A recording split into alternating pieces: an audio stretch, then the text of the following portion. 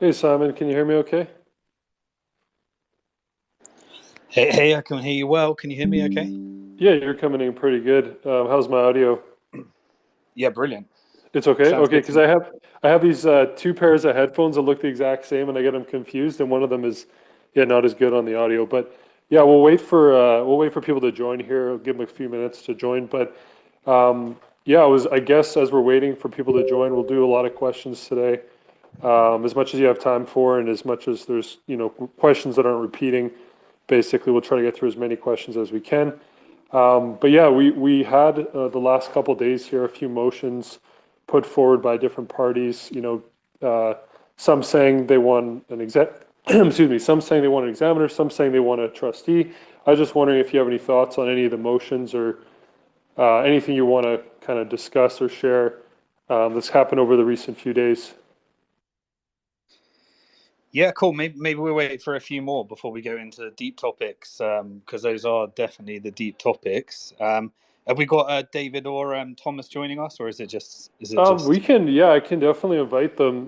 We got Keith here. Yeah, definitely. I'll get Keith up here if he wants to join, just because he's an accountant and he has, yeah, if there's anything related to, Yeah, any of the more bankruptcy Chapter 11 experts would be for sure. cool as Yeah, well. for I'll sure. give my strategic thoughts. Yeah, well, yeah, it's always great to have Thomas. Let me see if I can invite Thomas. Yeah, we'll wait a few minutes before we get in, like you said, to the deeper topics, and we'll just kind of get the room set up here. That sounds good. Cool. While that's happening, how's everyone doing? How's everyone feeling? I know that you can reach the phase where it's August September phase. Lots of people are on holidays.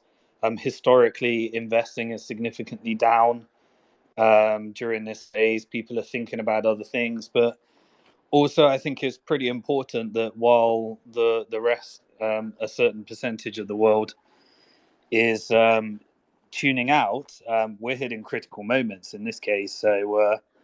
And it's very often it happens a lot in mergers and acquisitions as well, where you hit deal fatigue phase, and so that's perfectly natural that some of you might be feeling, Chapter 11 fatigue right now, where you feel like this isn't going anywhere you want it to go, and naturally you get a bit bored, start focusing on other things. These are all natural things that happen during these extended deals, as it were. So embrace it and just expect these types of things to happen where enthusiasm dies down as well. And you reach that phase where it's very tempting to say, oh, screw it. And at that stage, there's plenty of people that are going to be willing, investors are going to be willing to be a bit more patient, try and buy your claim. And there'll be more and more investors willing to do that. And as the information comes through, there'll be more people that are willing to be patient. So, expect that deal fatigue can happen. There'll be days when you wake up and you're saying, screw this. There'll be other days when you're feeling very enthusiastic and like things are going in the direction you want them to go. So, that's why these spaces help, really. They're here to answer questions, reignite some kind of enthusiasm. And when certain people are feeling down, hopefully the community can bring you back up again as well. So just wanted to say that while we're waiting. I think we've got a pretty good crowd. How many have we got now? Just about 100 people. Yeah, I just sent a message to Thomas, so hopefully, yeah, he can join in a bit. We also have, yeah, Keith's up on stage now. Yeah, and anyone in the audience that has questions, we can just put up or just click on the mic there, and we'll get you up for any questions you have. But yeah, I think more people will join over the coming yeah minutes here. Okay, so I think like the first overall comments again, just in case anyone doesn't know who I am, I'm one of the top creditors. I'm a shareholder in Celsius. I'm a shareholder in over 100 different companies in crypto. Some of them are involved in conflicts, for example, Bitfinex and their sister company Tether may be subject to some kind of clawback. As all public information I'm sharing.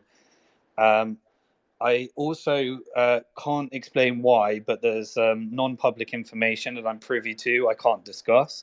and I'll just avoid that by saying I'm unable to comment on that, and I'm unable to say why as well. So just read to that what you should. Um, but so those are like the initial disclosures, just in case you're new to the conversation. And I'll try and pull me up on anything you think I should be disclosing that I sometimes forget to disclose. I try to help everyone so that when I'm talking about something, feel free to discount it as pushing self-interest if you think that there's a conflict there. But I try to just be as upfront as I can. Sometimes there might be some inherent bias there that everyone needs to figure out, what's right for you, do your own research, and feels like what's your version of the truth in these matters where, there's little trust, and trust has been betrayed in a very big way. And so therefore, I try to disclose as kind of my way. And Bank to the Future, I'm a major shareholder in. We had a partnership with Celsius. We were building a securities law compliant version of Celsius in partnership with Celsius. And recently I announced a deal that we started working on with, which isn't completed yet, but we announced because people were approaching us and people were approaching Salt Lending, and Salt Lending are actually the inventors of the crypto lending market. It came from an idea where we were all sat around in a conference in Satoshi Roundtable, and a guy called Eric Voorhees, who's an old school Bitcoiner, who was at the first Bitcoin conference where we all met. And he said, wouldn't it be great if I just didn't need to sell my Bitcoin, didn't need to come up, didn't have some tax, and I could just use it as collateral and take out a loan? And then Sean Owen came up with the idea of why don't we look at how we can do the collateralized lending market. And so we recently announced that we've entered into a letter of intent to acquire Salt Lending. And so there's conflicts there as well. So, but I'm trying to just be as useful as possible and just tell you what these things are. But a lot of people were speaking to Salt and a lot of people were speaking to us. So we wanted to signal to the market that the way that we're doing things is you're speaking to the same group of companies, because we're working together on various things, because we needed a new partner now that Celsius can no longer fulfill what we were working with them on for 2 years.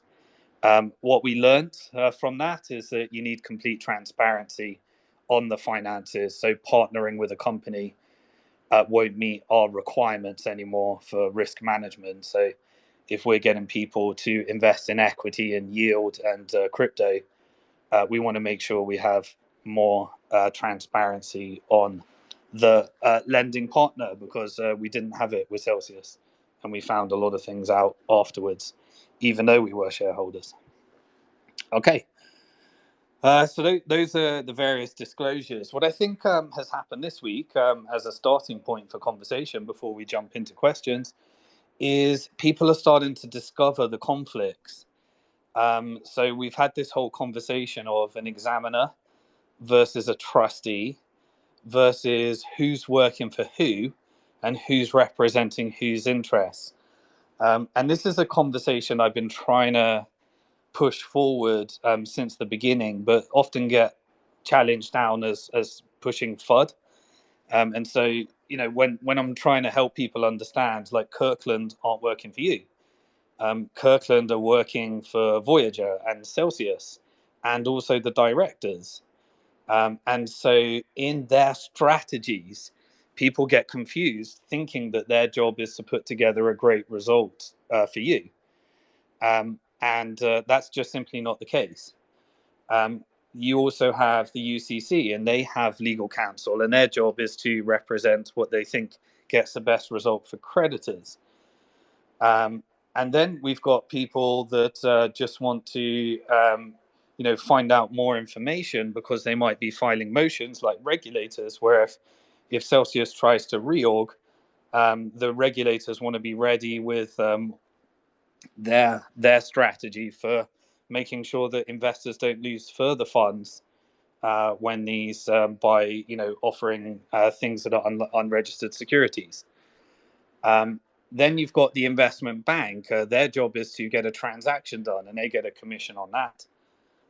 And that could be split into different types of transactions. Then you've got people pursuing their own self-interest. So custody believe that they've got a greater claim over earn. There's an argument for that.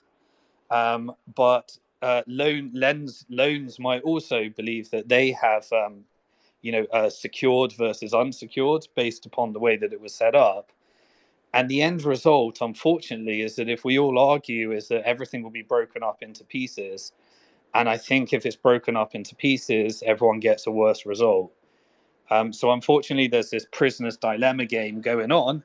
And I believe that Kirkland know that because their job is to divide and conquer and get everyone to sign to give up any, to give release to various parties that they represent.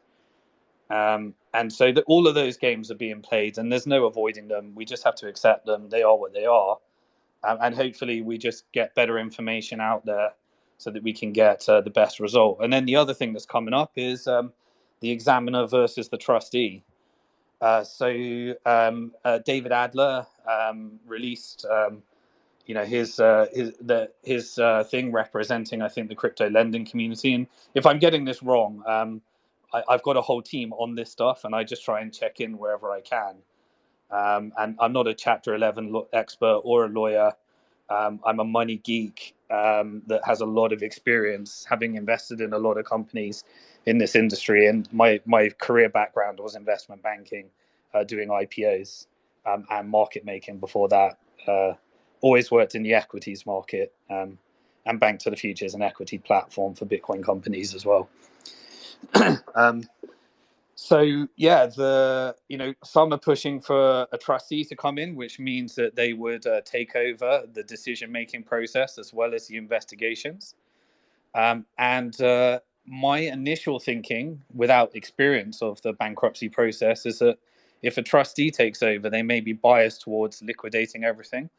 Other people have different opinions. So David Adler expressed that you can have a trustee that just simply means that they can get to a reorg faster and better with less bias than maybe Celsius could. But they can also do the examination process so that all the investigations, more came out this week. There was essentially the Vermont regulator essentially said there's a case that this is a Ponzi scheme. Now, that's a very serious thing. But they essentially laid out the case of how it could be. Because they said at no point during this Celsius's history did they ever have enough funds to cover the rewards, and they were paying it with new investors' money. And so that's a pretty serious allegation. There's also this concept that if you get an examiner in, the trustee would appoint an examiner, and then that would stop any reorg processes.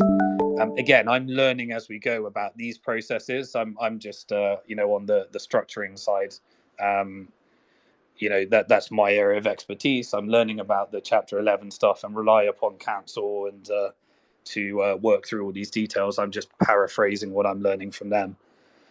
And so that might halt processes, which I think was David Adler's argument. So what we're starting to clearly see now is as we progress down this process, now is not the time to relax. Now is the time to actually really stand up for and push what you want. Join the spaces, educate yourself, and really think about the implications for you.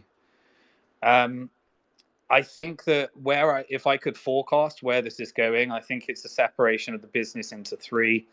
I think there's going to be regulators that are getting more and more aggressive.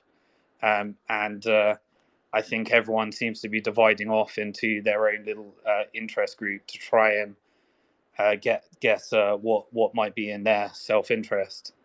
And so prisoner's dilemma is really playing out at the moment. That's where I think things are headed. So with that, maybe plan C, like from your side, did you want to comment on anything you're seeing, and then we can just jump into Q&A and everyone can dictate where this goes? Yeah, for sure, definitely. One thing, when I'm hosting, for some reason, I don't always see the requests. Like I see some of them usually, but sometimes I miss some or they just don't pop up. So yeah, Simon, as a co-host, if you wanna, you can also just let up anyone you want as well. One thing I was just going to ask you, I guess, or just discuss with you, like this whole idea that, okay, so Celsius, maybe, these states are saying, they might not have ever had the yield generated to pay out the interest. But how does that differ from these startup companies like, say, Uber that runs at a loss, for a decade or runs at a loss for, years? Like, because yeah, that can be part of a business strategy, is raising capital to essentially, yeah, but just I subsidize a yield. Like there's other companies I'm pretty sure within crypto that do the same thing where they subsidize a yield. So even if they're not necessarily generating that yield, so I guess where's the distinction between a straight up Ponzi and just a startup business that is subsidizing yield with raising capital as they expand, like an Uber situation? Yeah, this is the difference between a bank and a startup. So I've expressed in the past that Celsius was run as a startup like an Uber, but financial services require a completely different level of experience and expertise. So, in example, with our business, we have to fully segregate client money from our own operational money, and commingling of client money with operational money is like sin number one. And so that slightly differs when you're a regulated bank. So when you're a regulated bank, you have something called double bookkeeping accounting methodology, where when money comes in, you get simultaneously an asset and a liability. And because it's actually a debt, it increases the money supply, which is the whole argument around fractional reserve banking. And because of that, it has banking regulations like Basel II, and various other things where they have deposit insurance, they have lender of last resort from central banks, and they have very specific requirements around what capital they have to have in the company. And so you couldn't get away with your reserves at a bank being sell token, for example, because it would have to be either cash or cash equivalent, like a treasury held at the central bank. And then the central bank would rehypothecate it through things like repo markets and various other things. But the point is that it's backed by the credit rating of the US government and the balance sheet of the central bank. And you have extremely tight requirements around how that can be loaned. Now, what we saw in the 2007 financial crisis was that they used exotic structures like mortgage backed securities in order to separate the retail bank from the investment bank, and then sell those liabilities off to people's pensions through and insured it through things like credit default swaps and collateralized debt obligations and slice them off. And that led to the Chapter 11 process for Lehman Brothers. What happened essentially is you circumvented retail banking regulations by putting it over to the investment bank that are subject to different regulations, and mainly around securities. And so what happened there is very similar here. There was a bunch of people that took out mortgages and deposited money at a bank that thought they were essentially having a savings account without the disclosures of securities. But when it went over to Lehman Brothers and the investment bank, they turned into securities, and therefore the end depositor didn't really know the risk. And so because they didn't know the risk, they didn't.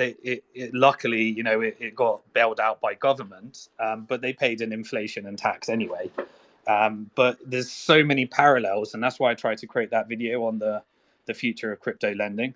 But to bring it back, there's a very big difference between selling securities to investors, i.e., equity in Uber, to the venture capital market that where you have certain levels of disclosures that the company could go bust or something could go wrong, versus the segregation of client money, and using client money to fund operational funds. So in a security, so if you were investing in a fund, then they'd need to continually disclose to you what those assets are worth. And a Ponzi scheme is essentially where you would be funding returns to investors based upon new investors bringing in money. That's fundamentally different to funding a startup by raising more funding. And this is really the nuances around securities laws, banking laws, and just an ordinary company that's not subject to financial services regulations.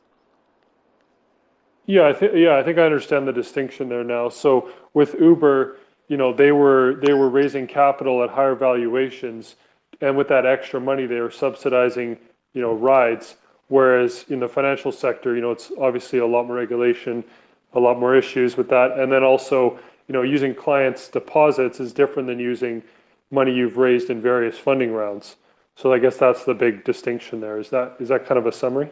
Yeah, and what Celsius did essentially is they took the funds on their balance sheet and said, if you deposit to earn, it's our money.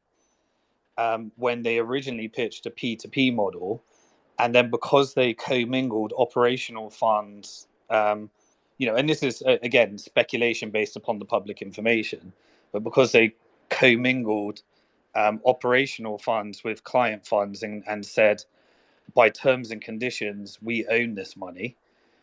They treated it as their own, but they promised investors yield and safety, high returns, and instant withdrawals, which caused the ability to bank run, and not having pristine collateral as well, having not disclosed the risks.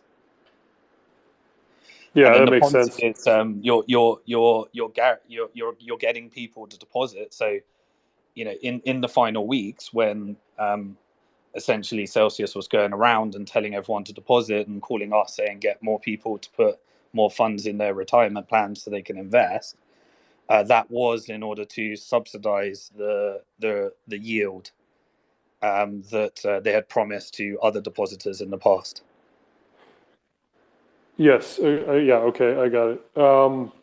So I was just going to ask before we get into questions here. Also, yeah, just regarding what the states are. Some of these states are want an investigator as well. Now, would that be different? Would that be? Does anyone on the call know, or maybe Simon, you're aware of, if that would be in addition? So, like the trustee is asking for an investigator, and different parties are asking for a trustee, or sorry, are asking for a yeah, what's it called? A Chapter 11 trustee.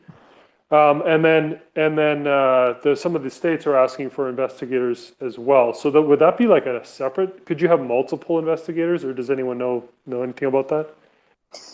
Yeah, I don't specifically know how to answer that question, but I think that's what the UCC is trying to prevent, the duplication of effort, and so that they can collaborate. And Celsius is their defense against these examiners or trustees, or is we don't want to duplicate effort and prevent creditors getting their money back faster and less.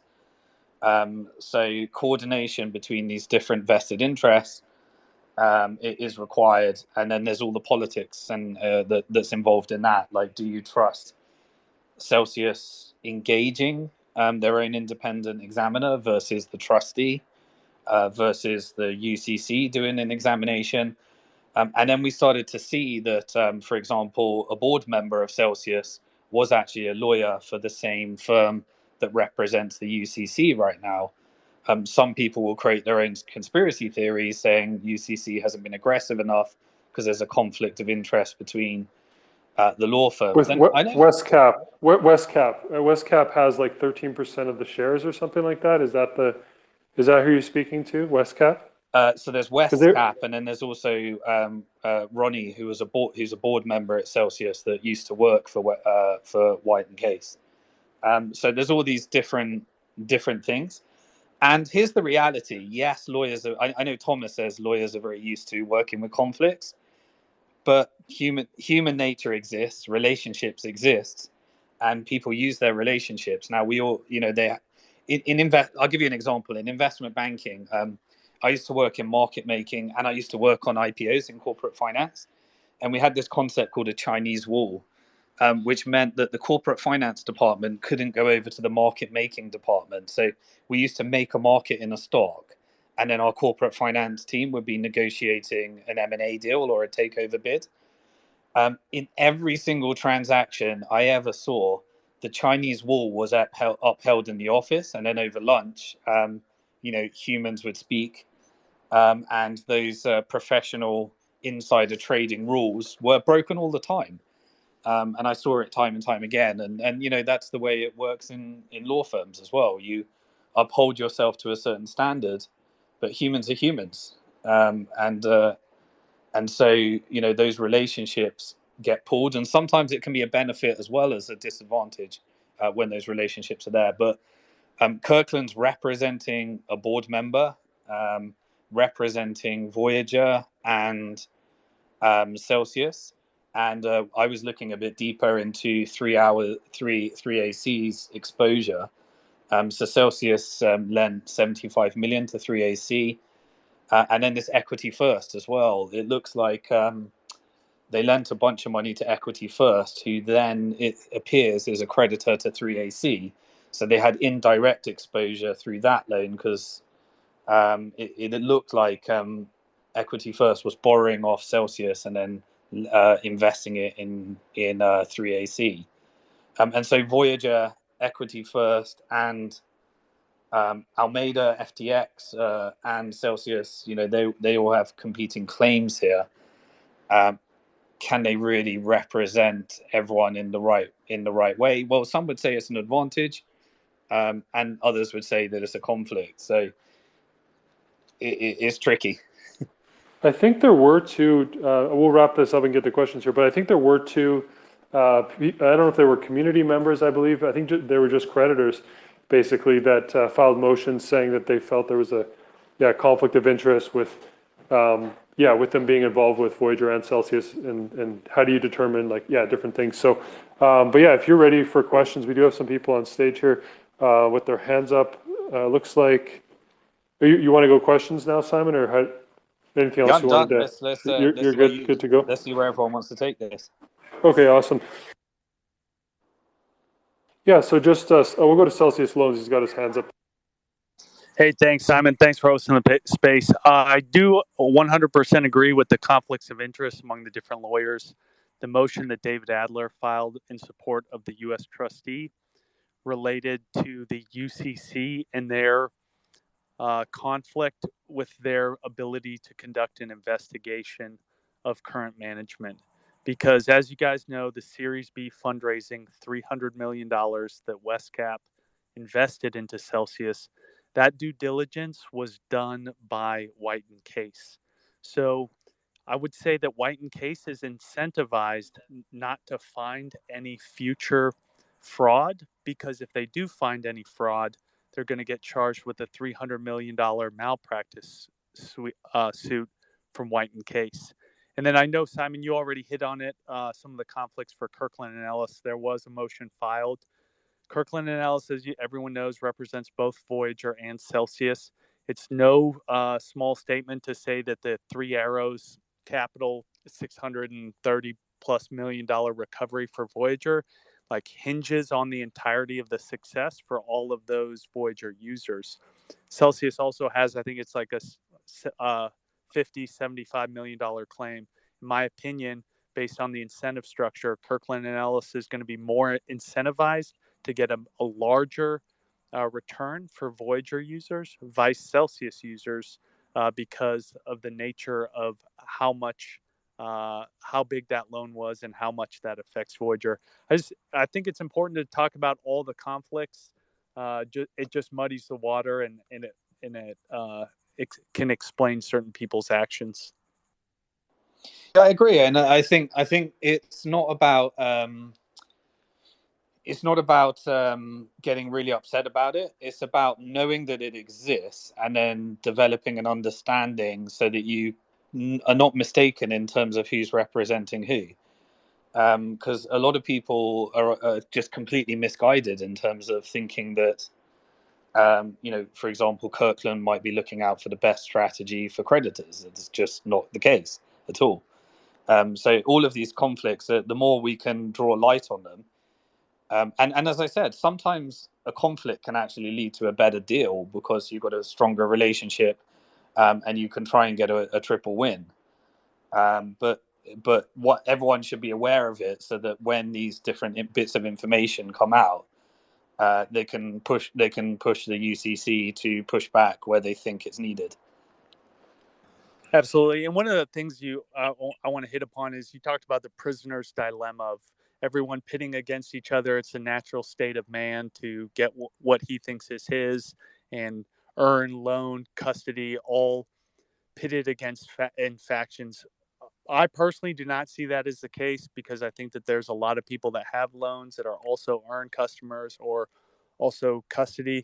You talked about potential solutions going forward if this company is to break up into three different entities.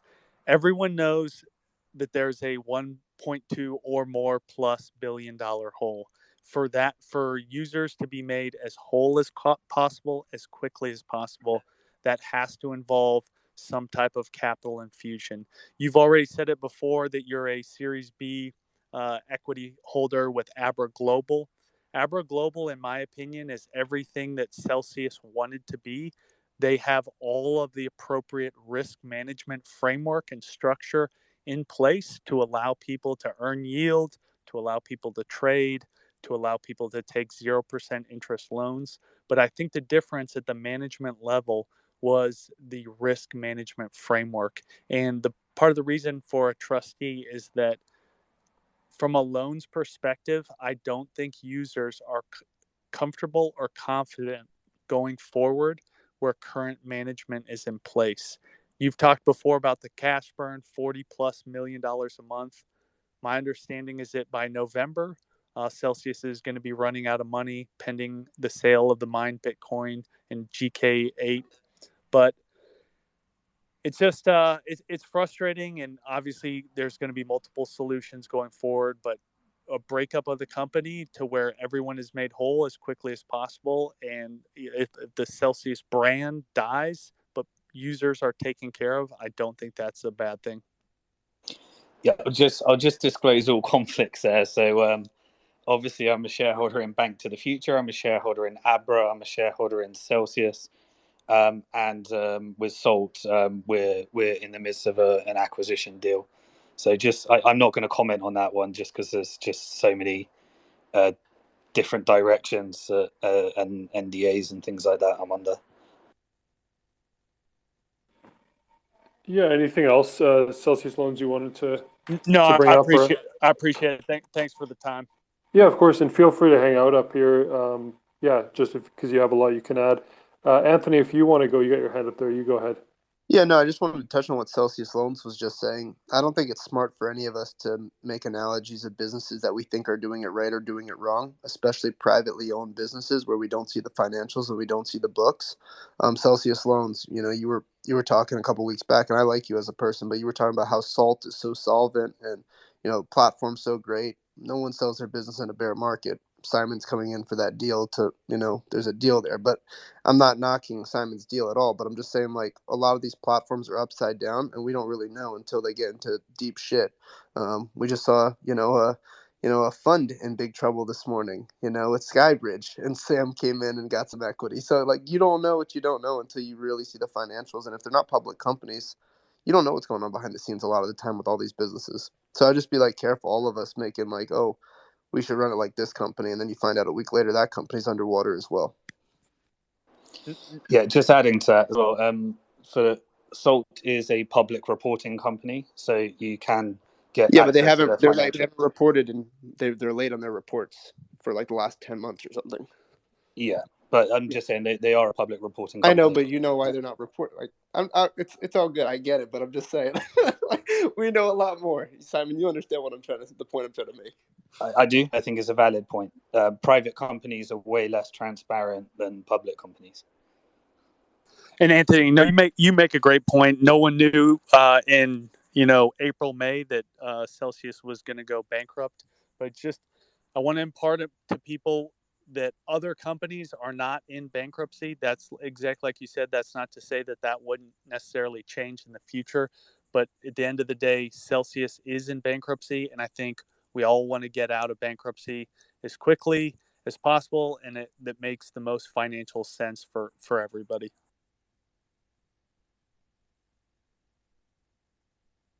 Anything else, Anthony, you wanted to share while you're up here? Feel free to ask any questions or share any other comments you have. No, I've listened to the conversation so far and agree with a lot of the concepts and convo. I just wanted to make that point just because, especially these crypto related businesses, a lot of them are in big trouble right now. So that's just the reality of it. Yeah, definitely. Yeah, I would think across the whole industry, it's hard to know to what degree the contagion of the everything that's gone on. I mean, yeah, it's definitely there's definitely a possibility. There's a lot of companies we are unaware of that are barely hanging on or in rough shape for sure. Yeah, we'll go to Yeah, and one Digitech. thing I Or do go I do ahead, want to Sam. say as well is the impact that a liquidation and how payment in kind is done for both Voyager and Celsius could have systemic impact on this sector as well. So we've got to be prepared for that. Personally, again, I'll be fine if this just moves into a liquidation and the price of Bitcoin and everything crashes to 10K. Everyone should be prepared for that type of strategy. And, people are preparing, saying, I would just want my dollars back and I'll just buy back a bunch of crypto. I would want to avoid that at all expenses because, as Anthony says, there's lots of companies that are exposed, particularly mining companies would be really exposed to that eventuality. And I want to avoid the systemic risk. But if we have to go to rock bottom, I think moving these companies into Chapter 7 rather than a reorg, then we got to start thinking about what does payment in kind mean? Because, as we know with Celsius, they've got a lot more ETH than they have Bitcoin. And Chapter 11 is an equitable process. So if they do equitable liquidation, they may have to end up selling all the crypto for stables or dollars. And that will have systemic impacts on the industry. We have, the Bitfinex hacked recovered funds are coming back through. We've got the Mount Gox funds are coming back through. We've got the Silk Road funds that will hopefully they'll auction them off like they did last time. And we've got an ETH merge. And then if you also have the Celsius and Voyager coins to hit the market, that's not a good indication for the market, depending on how people see it. Now, I'm long-term bullish, so really I don't really care about that. But I think this shows the importance of actually trying to avoid a bad liquidation. And so when we're filing for these trustees, I hope the trustee would be really focusing around a speedy reorg as opposed to a speedy liquidation. Yeah, Plan C, can I touch on what Simon just said? Because Yeah, go ahead, Anthony. I want to reiterate his point. There could be a massive cascade effect to the whole industry. Like, there's a lot of things right now, like Simon just said, that are floating around. There's many, many different things, right? He's talking about companies that, bellied up years ago, people getting their funds back. Those funds can be dumped on the market. The ETH merge is going on. A lot of those coins were locked up for 2 years. They're going to get released next week, some of them. So, like, at the end of the day, there's a lot of things that could happen here. And if all the coins from Celsius, Voyager, all these things get dumped on the market, yeah, you would try to do OTC trades, but trust me, there's not enough people to buy all this crypto. So at the end of the day, it would be a really nasty thing. And there would be a lot more companies that bellied up, and then a lot more companies doing the same thing, and it just gets messier and messier and messier. So I'm in complete agreement with that. You don't want to go to Chapter 7. You don't want to have to liquidate everything. It's the worst thing for the company, in my opinion, and the industry as a whole. Yeah, absolutely agree. Definitely agree, Anthony. Yeah, we'll go to Digitech. He's got his hand up there. Hi there. Yeah, sorry. It's another English voice for you. Hi, Simon. Hey. So yeah, just to introduce myself here is that I sort of found myself like Celsius loans, sort of swept up in this because being a UK earned depositor into Celsius, I found that there are thousands and thousands of us outside of the US. And everything is very US centric. You can't complete any forms unless you've got a US address. You can't get onto any of the court hearings unless you've got a US address or phone number or both, etc., etc. Anyway, our group is the non-US Celsians. We're all over the place at the moment, in a good way. And I just wanted to reiterate that we were not created in order to fight with other groups. We were created to provide help and support to thousands of, and at the moment we're nearing 800 people in our group, probably hit the 800 mark tonight. We're completely focused on working How do people find your group? together via Reddit, and also just go to Telegram and do non-US Celsians. Okay, so you're looking for anyone that's not from the US that had some kind of interaction with Celsius. Yeah, either loans or earned depositors. Yeah. And Actually, quick question. I know, and I did get the answer to this at some stage, but I can't quite remember. At some stage, Celsius stopped serving UK customers due to their FCA, and then that led to a changing of the contracts to US. Correct. What was the impact to UK customers? Did they stop you from using Earn, or it was just new customers couldn't sign out? I can't quite remember.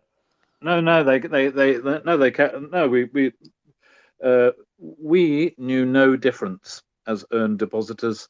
We just carried on as normal, accessing our wallet, putting money in, putting money out. There was, as far as I'm aware, and from Plan C, it sees all my interactions with people in the group, and I'm quite friendly with Thomas Braziel, and he knows my background, which before technology was in investment banking, similar to yourself, Simon. So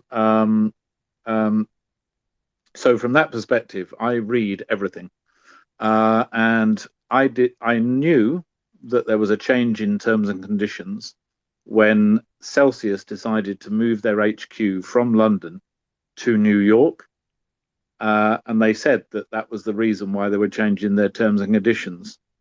Yeah, like everybody, we don't read vast pages of all this stuff. We sort of assume that, in this case, incorrectly, that the change is very, very slight, and it's just purely based on where the company is actually located.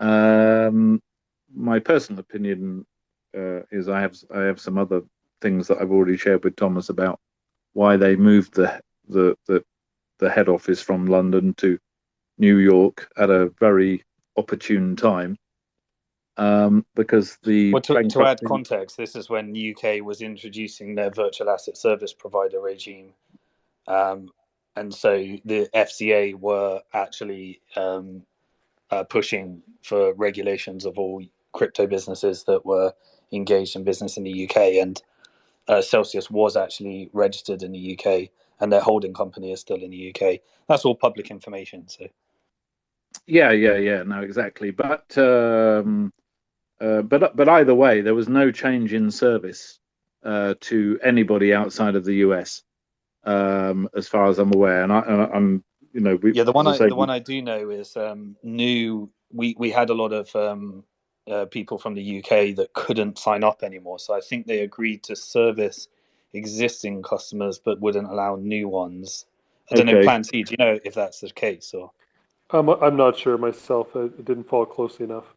Okay, cool. Yeah. Okay. So I've had my account since 2020, early 2020, around about March time, I think. So I think it was all before that change took place. Yeah, definitely. Yeah, but so I as an earned depositor, 95% of my deposits are in stable coins. So I saw no difference in any service at all. And in fact, I was going to pull my funds out because of FUD. And it wasn't until I saw the interview that Mashinsky did on Invest Answers with James. I thought, oh, actually, no, I think it's all a load of someone's just fudding the market here and everything's fine. And then a few days later or a week later or whatever it was. But anyway, we are where we are. I'm like you, Simon. I'm long-term bullish. I have no intention of selling my claim to anybody that's offering me 23 cents on the dollar. and I'm going to stick it out, and hopefully it'll all go your way, Simon. And as I keep saying to Celsius Loans and also Manny from the US unaccredited earn depositors, we're all in this together, and we're better off to all work together, and even potentially even have the same council if it's possible. I don't know. Yeah, well, in theory, the way that's meant to work is that the UCC is meant to represent us all as creditors, and we are paying for them already because it's coming out of Celsius's funds. Indeed. So we do all have counsel, which is White and Case. Yes. And obviously, if you all want your own counsel to pursue your own interest, that's your own decision. There's no way we can advise on that because it could lead to a different result. But we do have counsel, which is White and Case, so we should all understand that. Yeah, no, and it's something that I keep reiterating in our group. Basically, that we need to funnel all of our concerns through the UCC to White and Case. Unfortunately, they're fielding so many different things, and I do believe that White and Case do have a conflict of interest in this, and they really shouldn't have been appointed in the first place. But that's by the by. And we should funnel all of our requests and our concerns and our questions through the UCC. But we've done that twice now. We've even tried to follow it up, and we just get an auto response saying, "Thanks, but we'll be back to you when we can." So that's the only reason why I believe that certain members of our group are now almost, I'm not saying there's a mutiny, but they're basically saying, "Come on, Digitech, like we've got to get our own counsel here to get our point across in the court." So you can sort of see their point of view. Sure. Okay. Did you? Thanks for sharing that. So, if anyone wants to join the non-US group, they can follow you on Twitter and DM you or something, or you'll find the link somewhere around there. Yeah. I'm at Digitech Nomad everywhere. Non-US Celsians on Reddit, Telegram, Discord. Just do a search and you'll find us. Plan C's in our group as well, of course. Yeah, and I'll post all the Telegram links to all the groups tomorrow on Twitter as well. Okay. I'll post all the groups. We'll go to, I think Joey had his hand up next. We'll go to Joey next. Hey everyone, hey Simon, hey Plan C. So I'm just your average, I'm a creditor. I haven't spoken before. I'm not, I've been kind of like on the sideline, and I'm just, mostly just trying to focus on just moving forward. I don't know nearly as much about any of this, and so it's been a great learning opportunity. So speaking of moving forward, is it possible that we can get equity in a crypto like lending company, as well as getting equity in like a Bitcoin mining company? And maybe, like if that's the case, how would that look? Is that possible? And then also an additional question is what I saw today. I saw that the White House was thinking about doing a ban, especially on Bitcoin mining. So if you can kind of speak on those 2 points. Sure, yeah. Firstly, can you? The answer is yes. If it goes to a reorg, so if we avoid this going into some kind of liquidation, whether that be Chapter 11 liquidation or Chapter 7, where everything just gets sold, could equity be a currency to fill the hole? That's what I've been advocating from the beginning. And I think it's the only currency that could fill the hole from everything that I've seen due to the size of the hole relative to the assets. Could you end up with 2 sets of equity? I think I see no reason why not. I think hopefully the M plan ends up with something like that. If you want me to speculate, I'd speculate that there's some assets are going to be sold off. My guess would be GK8. that funding might be used in order to get a mining company, and that might be reverse merged into a public company already, potentially. And then somebody that can overcome the regulatory hurdles that could end up as the equity of the loan and earn business. That would be my speculation. I can't go much deeper than that, really. In terms of the second part, I'd encourage you to watch a video of mine that I created on my YouTube channel, Simon Dixon, where it was around the EU FUD campaign, and when the EU were trying to push proof of stake over proof of work. The interesting thing from the White House is that they showed that proof of work can actually can be good for climate change, and by using energy that is wasted energy. There's lots of research on that's happening, and so they could try. You'd have to have a simultaneous ban on proof of work globally, but any country that decides to do that will lose their competitive advantage. And all mining will just do exactly what happened in China. It will just find a new home. So say goodbye to Texas and it will just go somewhere else. And so it is disruptive. These things can move. Like when I originally invested in a company way back where they were creating cases where these miners could be transported to wherever the electricity is most cheapest. And recently invested in a company with Peter Thiel that was mining in Texas as well. So there's the industry can move. We've already seen a use case of what happens when a country bans mining, and it was the largest country, and it just distributed all around the world and made Bitcoin more decentralized. I think the US has to have a Bitcoin strategy. Because it's also in the end of a debt cycle, the strengthening of the dollar. It's already becoming unprofitable to maintain the US empire. And if it enters into geopolitical conflict, which it looks like it will over the coming years, then Bitcoin could be a strategic political advantage, or Bitcoin strategy. I believe so. So I don't worry myself too much about proof of work becoming banned. But if it were to happen in the US, then it would just be a wasted investment in Texas, and it would have to relocate somewhere that's more friendly. But I think it's political suicide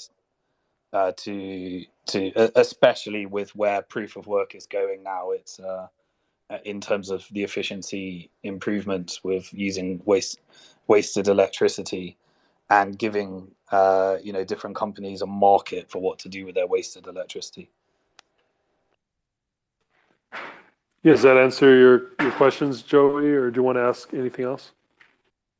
Yeah, no, I think that's it. I think the idea, and you're right, Simon. What we saw in China, it can just simply go somewhere else.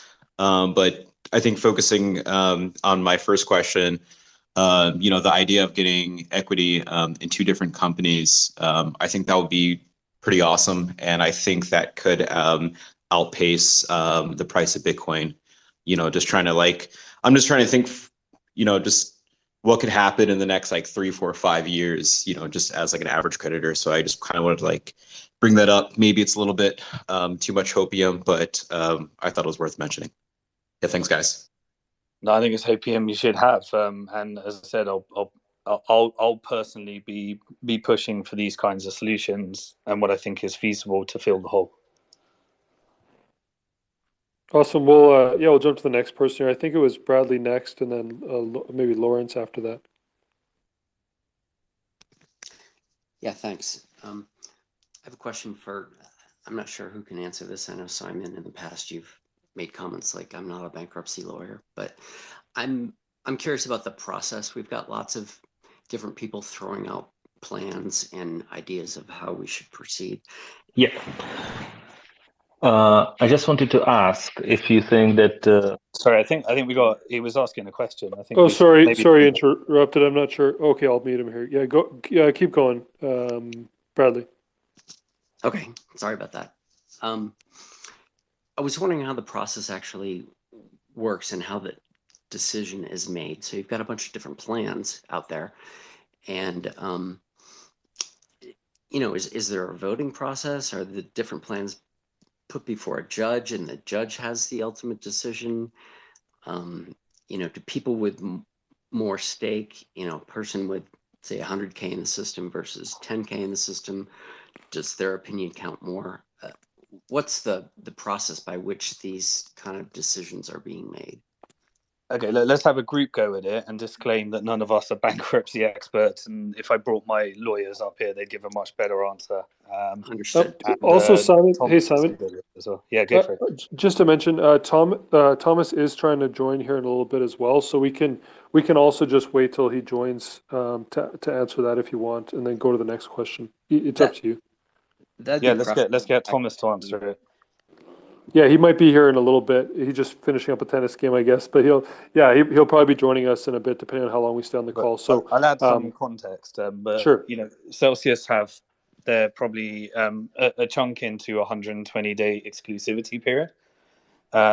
Their investment bank has been engaged in order to try and put together a deal. They have the opportunity to present a standalone deal.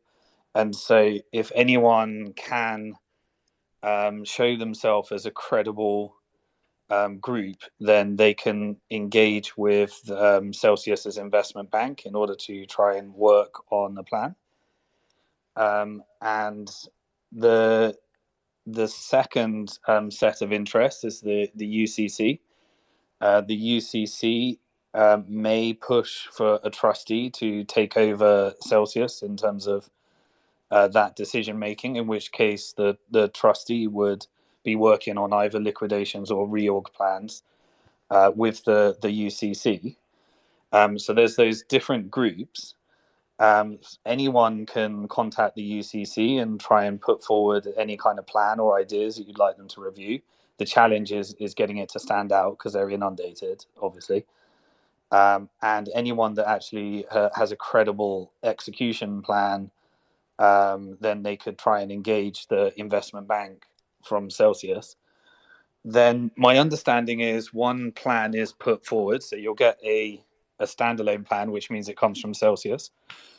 And then eventually that could be pushed back or refined into a plan, and then eventually it gets a vote, and the vote is in two forms. It's done by creditors, and the creditors are firstly just number of accreditors, I believe, and Thomas or Plan C will correct me here, I think it's 50% in terms of number, and then the value of your credit as well, which I think has to be 2/3, and maybe I've got those wrong, 67% or something like that. So you will get a vote if you are a creditor, but I believe that there's only one shot at a plan. And then if a reorg doesn't happen, then it would move into liquidation style of process. That's my non-lawyer understanding of what happens next. Yeah, that's kind of like my basic understanding as well. But we'll also see. Hopefully, Thomas is able to join near the end, and then he can maybe give us a more clear answer. Because this is a question that keeps coming up on these calls: is like how does this process actually play out, and what role does each of us have to actually give our voice to what we would like to have happen. So it is a reoccurring question. So we'll try to get it answered. But great question. We'll keep going here though. If you guys, we got a decent amount of people on stage now. If you guys have a question, just raise your hand. So we'll try to keep it in order here. We'll go to Lawrence next. You go ahead. Thanks so much. And my question is kind of almost piggybacks off the back of that. But I think there was a guy earlier who was speaking about being non-US accredited depositors in Celsius. I am one of those. Full disclosure, I am a six-figure depositor in Celsius, and I live in the UK. And what happened was that I can't remember the month, but effectively you couldn't then join up after that decision was made, but you would, if you were in it, like myself, your account was still fine, and you could still receive, the weekly payouts and that kind of thing. Just before I went on to ask my question, I just want to say thank you so much to Plan C and Simon. I've been following you guys around, and I think it's a huge bit of hope for the whole community. I think Plan C, I was in a room with you the other day when you dealt with someone who was almost coming in just to kind of attack. I think it was Simon at the time. And I thought you dealt with it really well, because none of us here, and I hope I speak for most people, have got time to be dealing with people that just want to argue for argue's sake, and in these spaces which are just to the point are amazing. And then Simon, sorry about your father as well. And again, thanks for being a kind of a leading light. Anyway, with that stuff out the way, and Simon, I'm assuming that you won't be able to maybe comment on a lot of this, but coming from my lack of knowledge, I'm fully behind a plan that you kind of suggest. But I guess what I'm trying to understand, and I don't think I've heard you speak on so far, is like kind of how likely is that? Like, are you competing against, I don't know, 10 other people or 10 other interests to kind of get your plan across? And how likely is that to succeed? And then if one of those does succeed, not to the final payout, but like how quickly could things then start moving thereafter? So it's a two-part question. Thank you.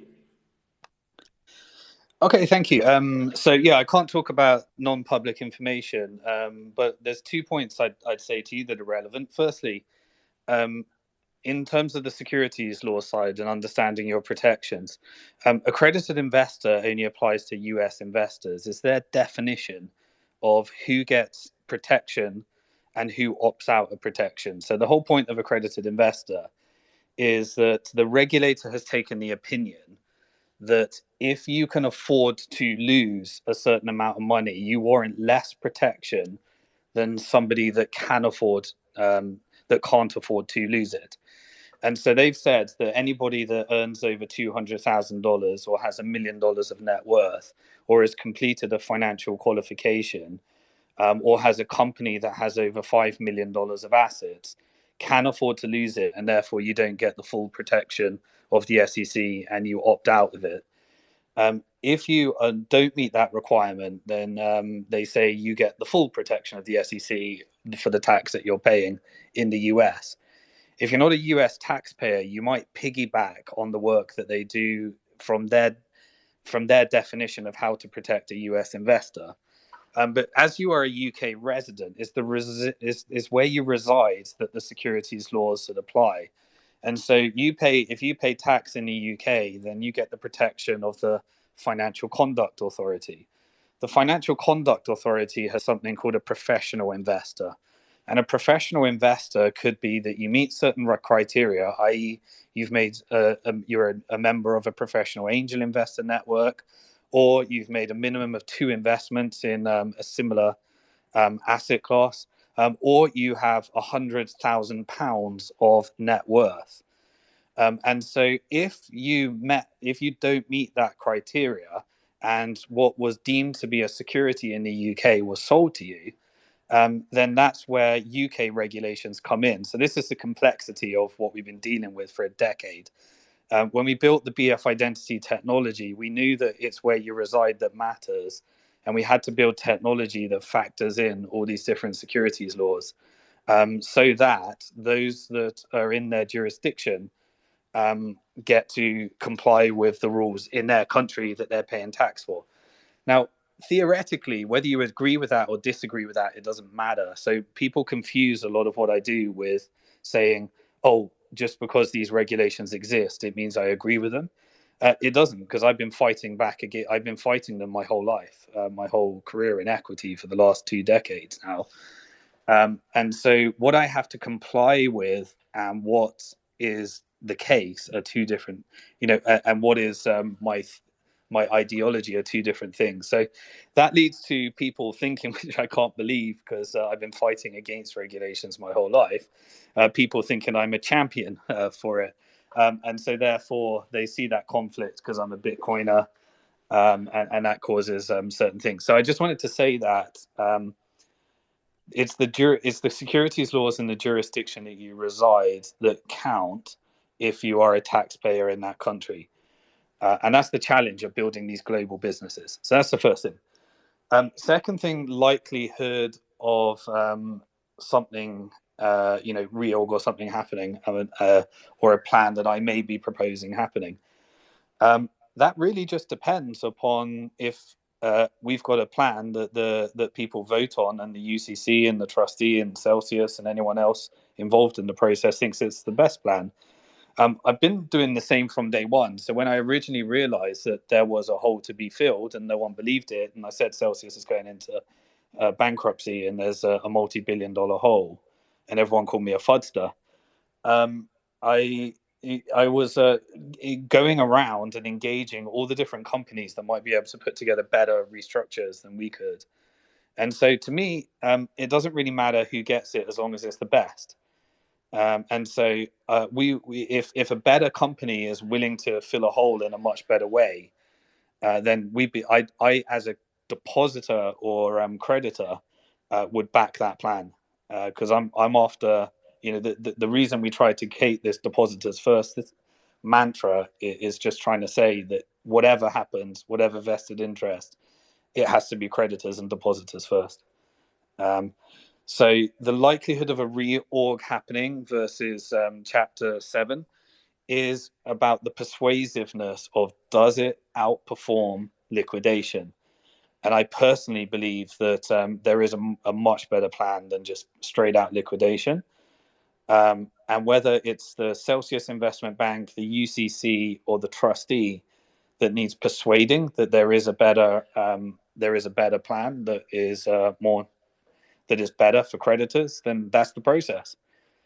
And can I put a percentage probability on the likelihood? My belief is that if it is better, it will get through. But there's also a lot of politics to play with. So it all depends upon. It's a political process. And well, I guess just like a slight follow up to that is kind of, how long does it take to get to that point? I hear what you're saying, and I get the underlying tone there. But to the point that we're making that decision, are we talking about another 2 years? Are we talking about maybe Q1 next year? Depends on Celsius. So Celsius, if they want to file for extension, if they want to push back, if they want to make things difficult, then if they believe that they have a plan that warrants further investment and dip funding and diluting our claims in order to force us to invest in their plan, all of these things they have the ability and right to do, and it's up to the UCC and us letting them know what we want to determine whether they go with that or they don't go with that. And the examiner and the trustee are being appointed to say, well, let's figure out what has actually been done. I just think if financially everybody needs to be prepared. This is how I think about it. Firstly, I do not believe for a second that everyone's going to lose all their money. Like, I really don't believe that. I think the probabilities are very low. But the likelihood of moving to liquidation, I think everyone should prepare for that eventuality. And then the likelihood of a better plan coming through a reorg, I think everyone should plan for that as well. So whatever happens, you've kind of got a plan and a strategy. I would also be extending that time frame. If there's one thing I've learned, everything takes longer than you think it will. And the more complexity and the more regulations involved, the longer it would take. So mentally, at the best case scenario, I wouldn't be prepared. I wouldn't be thinking that you're going to receive some money until certainly next year. This could extend out. If it goes anything like Mt. Gox, it could extend out for years as well. Because once a settlement has gone through and a restructure has gone through, it also depends upon whether Celsius, the company, is the reorg, because then all the other criminal investigations may or may not come in, versus a reorg into an unrelated entity. So all of those things will determine the speed at which this happens. And really, at the moment, it's Celsius to decide. At the moment, that's the reality that we're dealing with. Celsius and the board get to decide the speed at which this happens. Yeah, no, thank you for that. And last one, and I'll put myself back down into the audience. And thanks so much for the answers. But just to confirm, and this is probably quite a naive question, but I guess just for clarity, and hopefully it helps someone else as well. Should your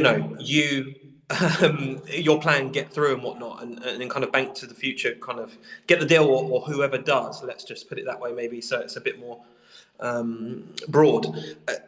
Will it be the head of that company that is literally leading that, or is it a case of the same kind of putting a team in?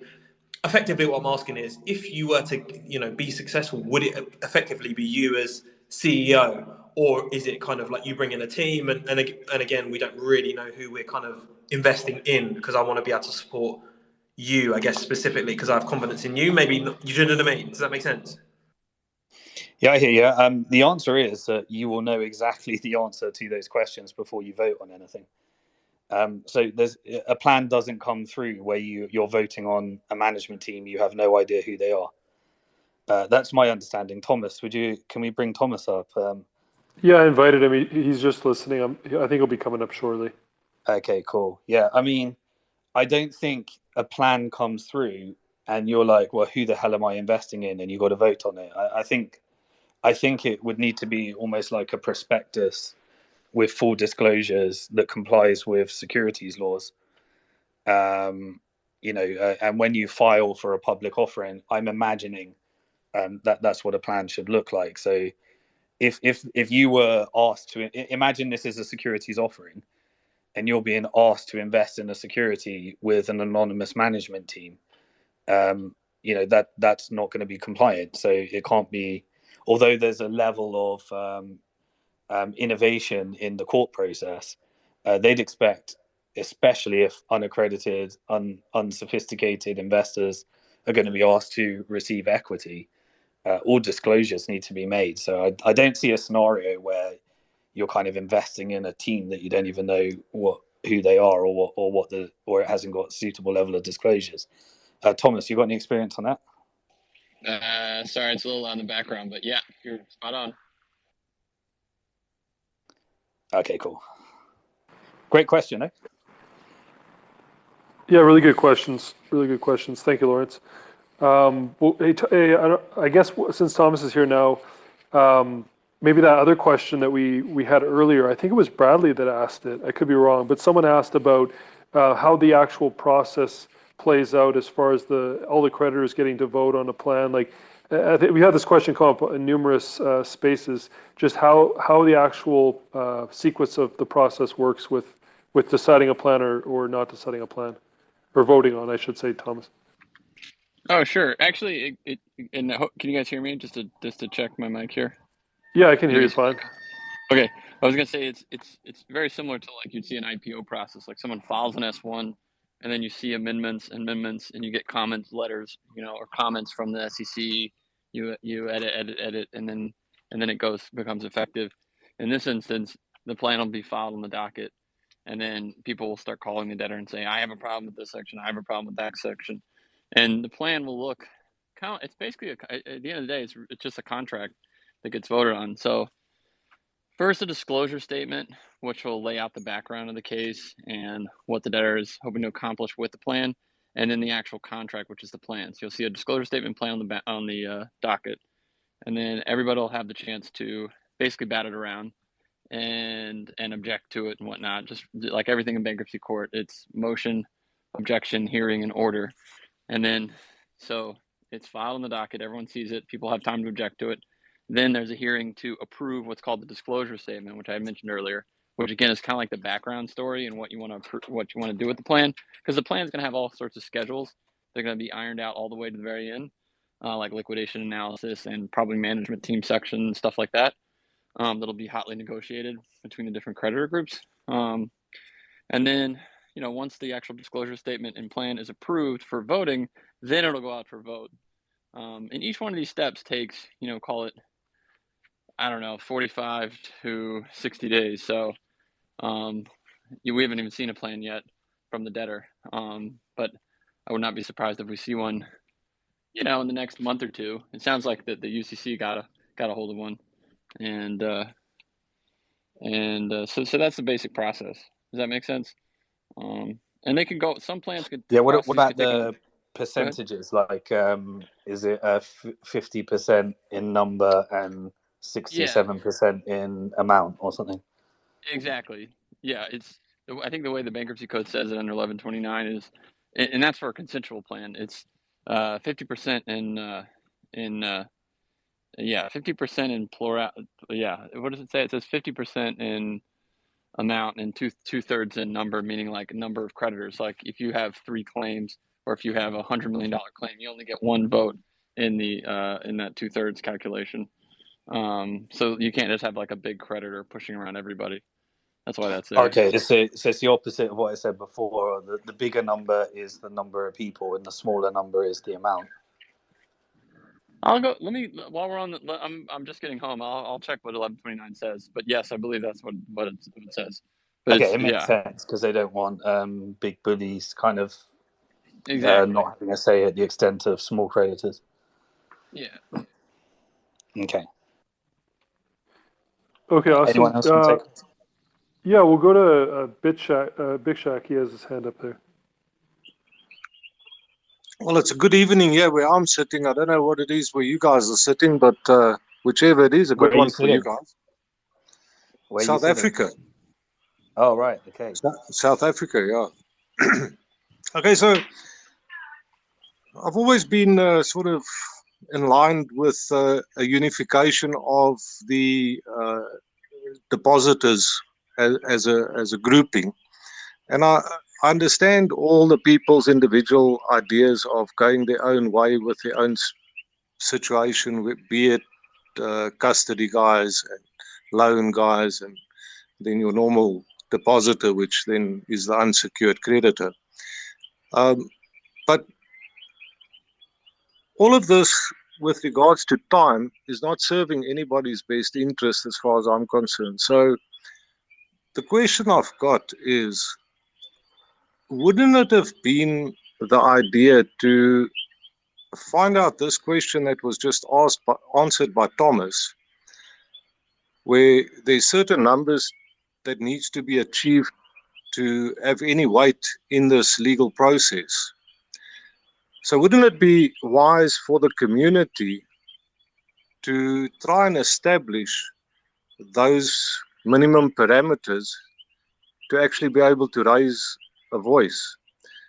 And in the process of achieving that sort of level of unity within the community, I'm sure the intellectual property of everybody together would conjure up a suitable plan. I mean, we've got Simon, we've got Anthony, we've got Otis, we've got Joe. I mean, there's a shitload of people in this community that has got grey matter ready to be applied. But no point in applying that if you're not going to achieve those minimum criteria to be a valid voice. So the question would be, how are we going to get there? Yeah, I don't quite know how to answer it. Essentially, couldn't we do open source recovery plan? I think is what is being proposed, and it'd be great if someone could coordinate that. I wouldn't know how to coordinate it, but this is the community that could. We've got open source code. We've got BIP improvements in Bitcoin and all the other projects. It would be amazing if we achieve something like that. It would be incredibly innovative to have a recovery plan that was open sourced. And if any community could do it, this community could do it. But yeah, whoever can coordinate such a thing, it would be great to have some kind of GitHub repo where people could contribute and put together improvement proposals. That would be cool. But at the moment, I think we're just working with the process that is in front of us, and I'd love for someone to achieve that. That would be cool. Yeah, I just wanted to quickly. Oh no, you ask your question first. You go ahead. So to follow on to that, I mean, there's within this community. I mean, Simon, you've got a website not quite a website, but it's a page on your Bank to the Future. It's like a subdirectory where you can go and state your case. That's data feed. If we set up something like that that's transparent, where as you submit your data, you actually see a graph of where you lie within the community, according to maybe a set of 5 questions that you get asked. I remember looking at the first time I experienced a Bitcoin fork, where the Bitcoin.com, I think it was, that had this sort of in detail of where all the miners' allegiance are lying and what percentage of the vote goes towards the fork or not the fork, and it was very visual. So to use that sort of platform, I cannot see it be too expensive to start off with. I mean, there's a lot of people in this group that's got amazing IT skills. So wouldn't it be a good call to the community to set up something like that where everybody is welcome, whether your belief at this point in time is to follow the old Celsius structures or to follow a new independent company that is not affiliated, and then have the community see the visual effect of their decision. I think that would be a great first step. And then within those subgroups, people can align and form sort of marketing campaigns to draw other people from the opposite side to their, like a political game. And I think we can do it without too much. Yeah. I think it's a great initiative. I think someone should pick that one up, and I'd love to see if that could get traction. Awesome. Anything else, Bitchak, you'd like to add before we move on to the next person? Well, just that I'm sorry about the Queen and Simon's dad and all the other people that lost people this last 12 months. It's been quite a year. And I think if we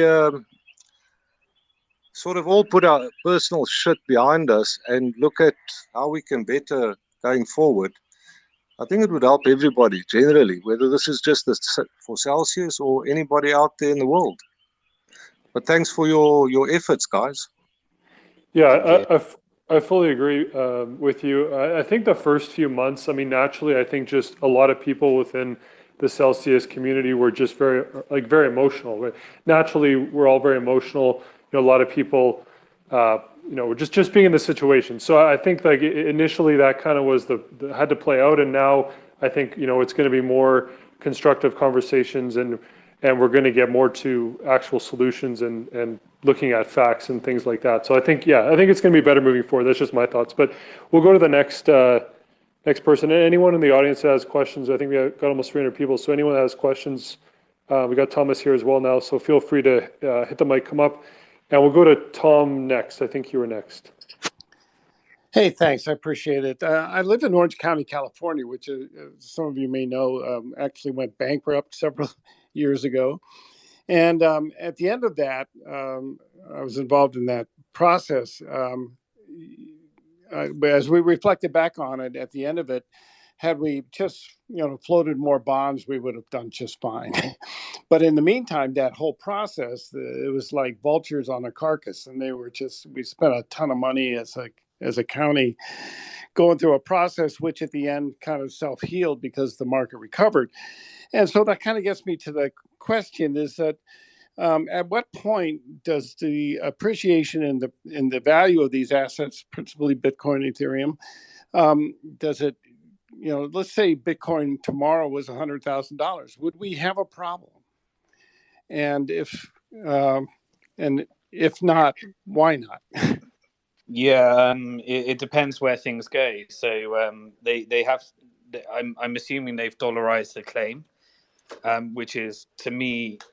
So I'm a Bitcoin thinker. I've always talked about fiat thinking versus Bitcoin thinking. That you want the price of Bitcoin to go down so that you can buy more Bitcoin with your fiat if you've got a long-term belief that a fixed supply matters and hard money matters.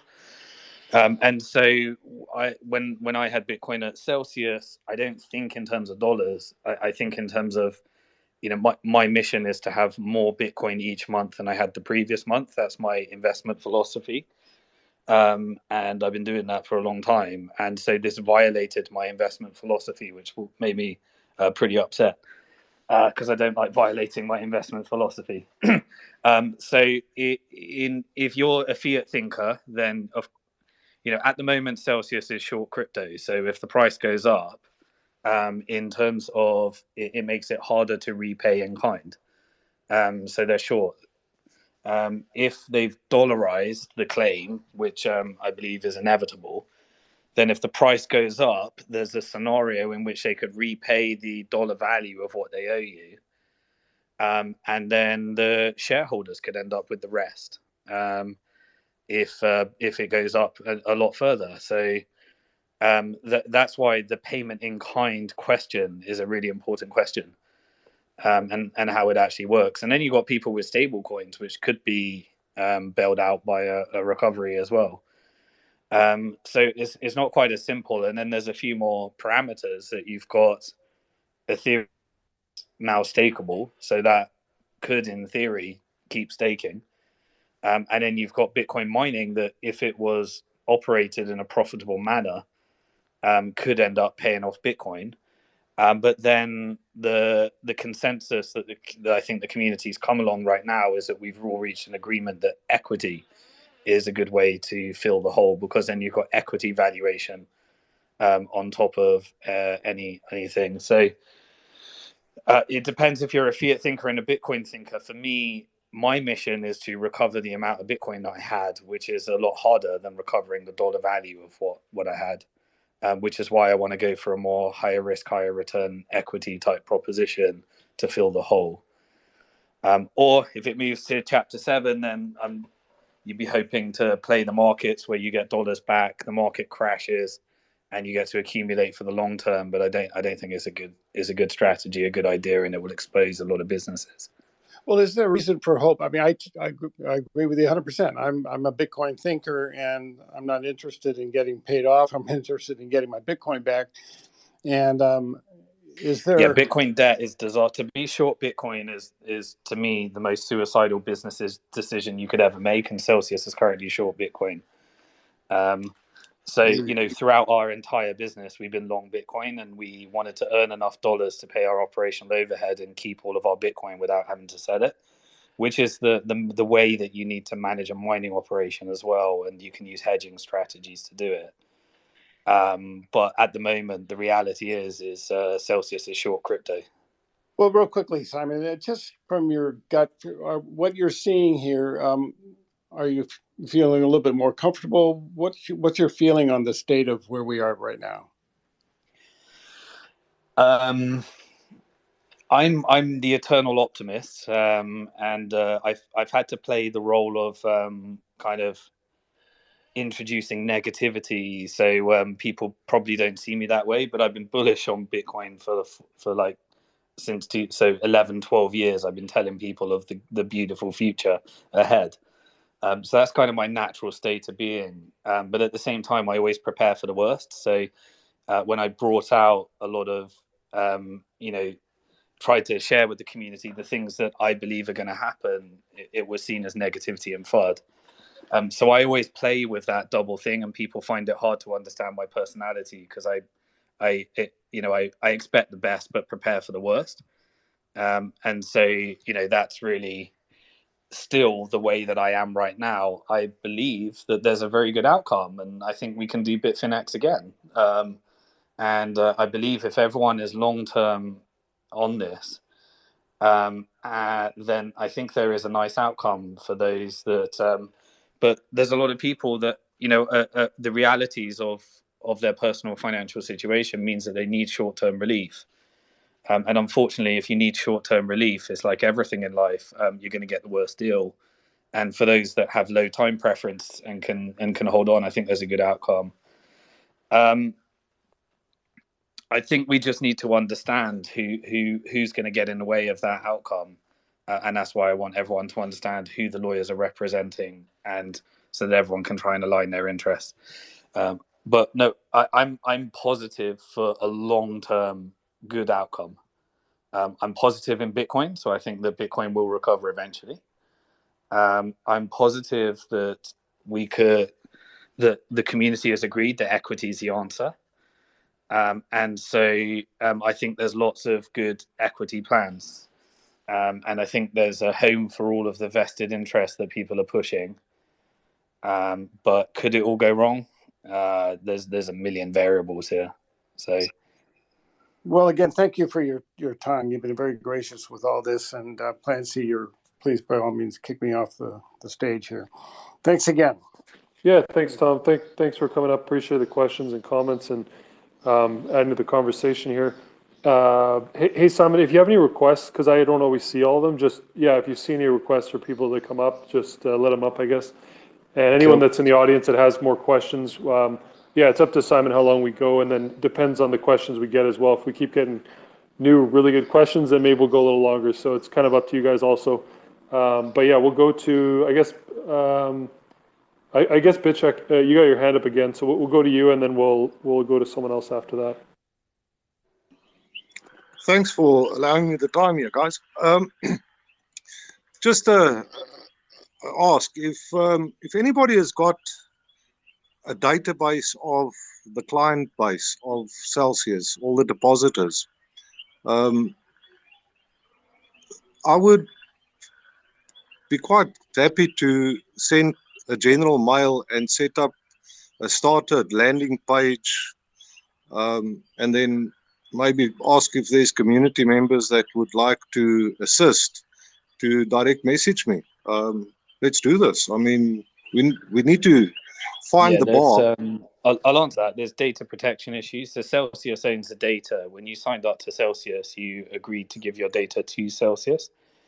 The only carve out of that is if a regulator requests certain information, and then you have to work within the confines of the law. There's also, every country has privacy laws as well. Like in Europe, they're the most aggressive, like GDPR. So there's no set. This became a really hot topic on the last hearing, debating, because the judge, said, we're not giving any money or any claims to anyone where we don't know who they are.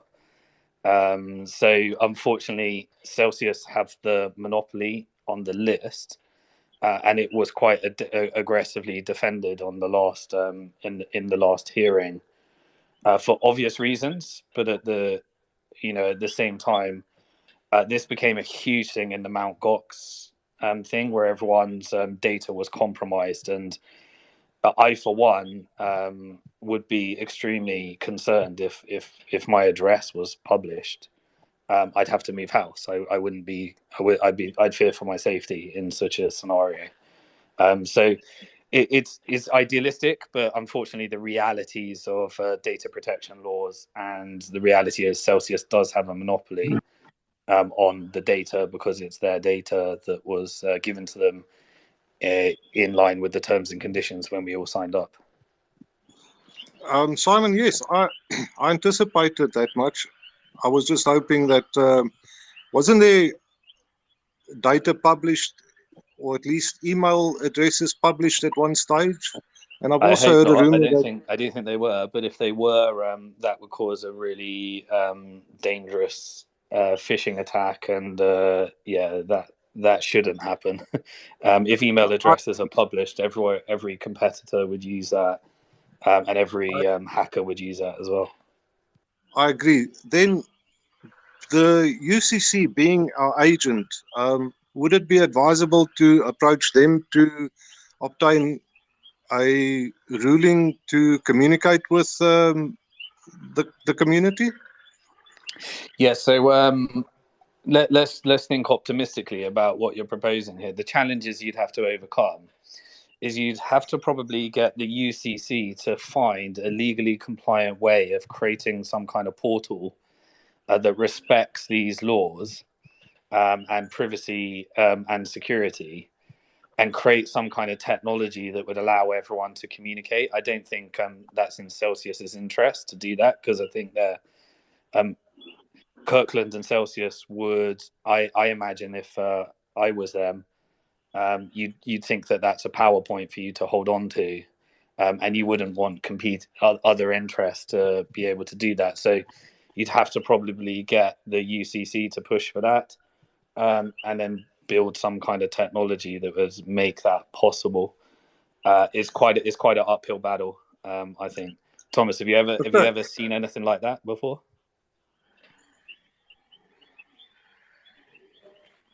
I think Thomas just might have dropped off or had connection problems there. Yeah, I was just going to actually ask Thomas some questions, but yeah, I think. So, go ahead, Vitek. We're gonna. Sorry, Clancy, to interrupt you so rudely. Just one more thing. I had this very same problem when I tried to unify the community right in the beginning. How do you identify who's the community? And how do you communicate with the community as the community? And the closest we got was the fact that each wallet address has got a referral code attached to it, which is totally anonymous, but yet still unique, in the sense that you could only have obtained that from Celsius. Now, yeah, sure, I'm sure some people might conjure up a list of numbers and a string of whatever to duplicate that in some sense, but it wouldn't be too difficult to set up some sort of a filter on unique referral code numbers to positively identify community members. Yeah, what I'd suggest then is take this off as a side subject and see if you can get some traction around it. That's the opportunity we have here, but nothing will happen unless you make it happen. Is the reality here. Yeah, just a second. We're gonna go back to just the sequence of hand raising, unless this is directly related to BitShack's comments. We're gonna move on to the next questions here, though. Was that? I think that was someone new that came up. We'll go to Joe because he had his hand up next. Yeah, anyone that's on stage, just raise your hand, and we'll get through everyone here. And then I have some questions actually for Thomas after we get Joe's question. Hey guys. So I just wanted to say that I absolutely love that these conversations are happening in such a public way. First of all, it gets to pool everybody's talent and ideas and bounce things off of each other. And secondly, I think we're like in a very unique position as 300,000 creditors who have their life savings on a platform. To publicly discuss and then also vet ideas and push back on things that you think maybe could be improved on. And for those out there that there's been a lot of conspiracy. That Simon's goal is to ultimately take advantage of the situation and take more equity than the community or anything like that. He'd be wasting his time, right? We're all discussing this. It's all going to be published, like Thomas said, through the courts. And if any party is looking to take advantage of the situation, it's not going to fly. We're all listening, we're all watching, and same thing goes for Alex Mashinsky. Last night, to Plan C's point earlier, I think the community, there was a lot of emotion, but the community is coming together on a lot of points as we get more information and as we talk to each other. Last night I couldn't participate because I was out, but I was listening in on a Spaces call where you had so many different factions, I guess you could say, within the general community. You had sell token people, sell short squeeze people. You had loans are from Celsius Loans. You just had so many different people discussing a very hard topic, which is management. What would that look like going forward? And I expected it to get very heated, and it was very interesting to see people talking calmly and discussing it in a very mature way. And I don't want to speak for everybody, but I think the general consensus is, again, because this is such a unique situation where people, weren't just buying widgets of a company that's gone into Chapter 11, but actually deposited, their hard-earned money on it. The consensus seemed to be that whether you think mistakes were made or worse.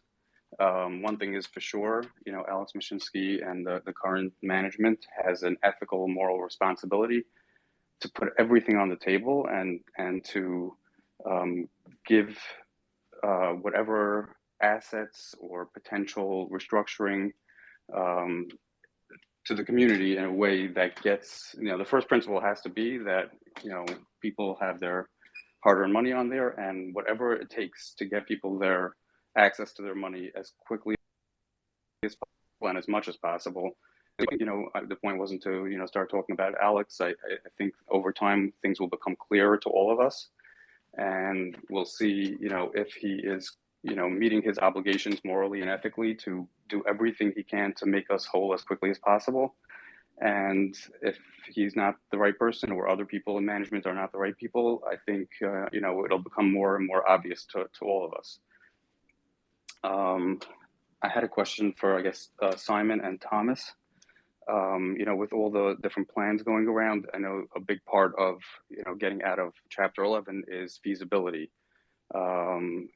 So there's a lot of creative plans out there.